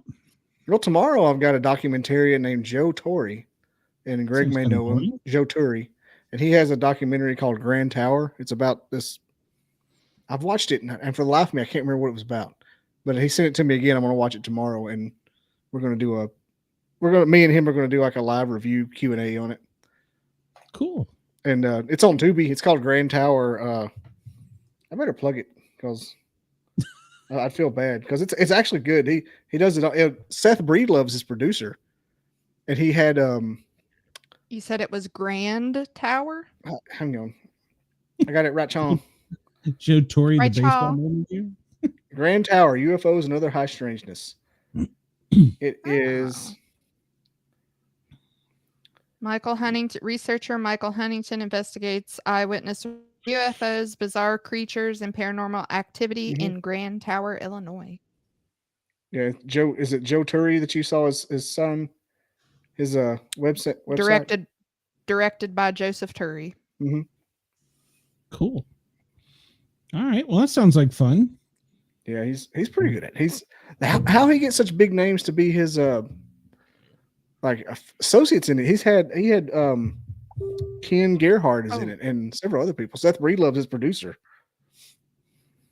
Cool. Maybe you can find out what all these drones are. They're non-existent now. Yes, Brenda, she knows. Yeah. Actually, I had somebody message me. He's another podcaster, and he said, we're not supposed to talk about the drones. It's like, what? What? And so I messaged him back. No, what? He says, no, we were warned not to talk about them. What nobody's warned me. I don't guess something popular. I didn't get that email. Yeah, I probably didn't get ignored it. I Yeah. ignored everything. I was not CC'd. Mm. Yeah, I didn't. Yeah, so I can still talk about the drones. They're still out there. So, in fact, somebody messaged me. He does have his hat in it, Greg. His hat's fused to his skin. Somebody messaged me and said they had pictures of ones in Atlanta and wanted to know if I wanted to see them. So I was like, yes, please. So Yes. Just a Cadillac with a propeller. Yeah. it's the Ain't Deer mobile. Ain't there. It's an ain't drone. It's the Ain't Deer drone. Good God. Cheyenne, you going to be on anything else, or you just going back to work? Well, I'm gonna attempt to work if I can't dig myself out tomorrow. I told Greg one of the troopers owes me a favor, so they better be coming to get me. There you go. But There you go. I would highly suggest you go check out it won't come out until the 12th, but it'll be our most recent episode of Bracket Bastards. Fucking hysterical. And part 2 is coming out. We're doing this week. So check it out. It's funny as shit. It's all about movie quotes, and if you know how crude I am with things, it is quite the crude episode. So it's fantastic. I'm worried. The Okay. quotes that won. Bracket Masters is fun because it's all subjective. It is. So are you Oh, are you it- working oh. Saturday, Cheyenne?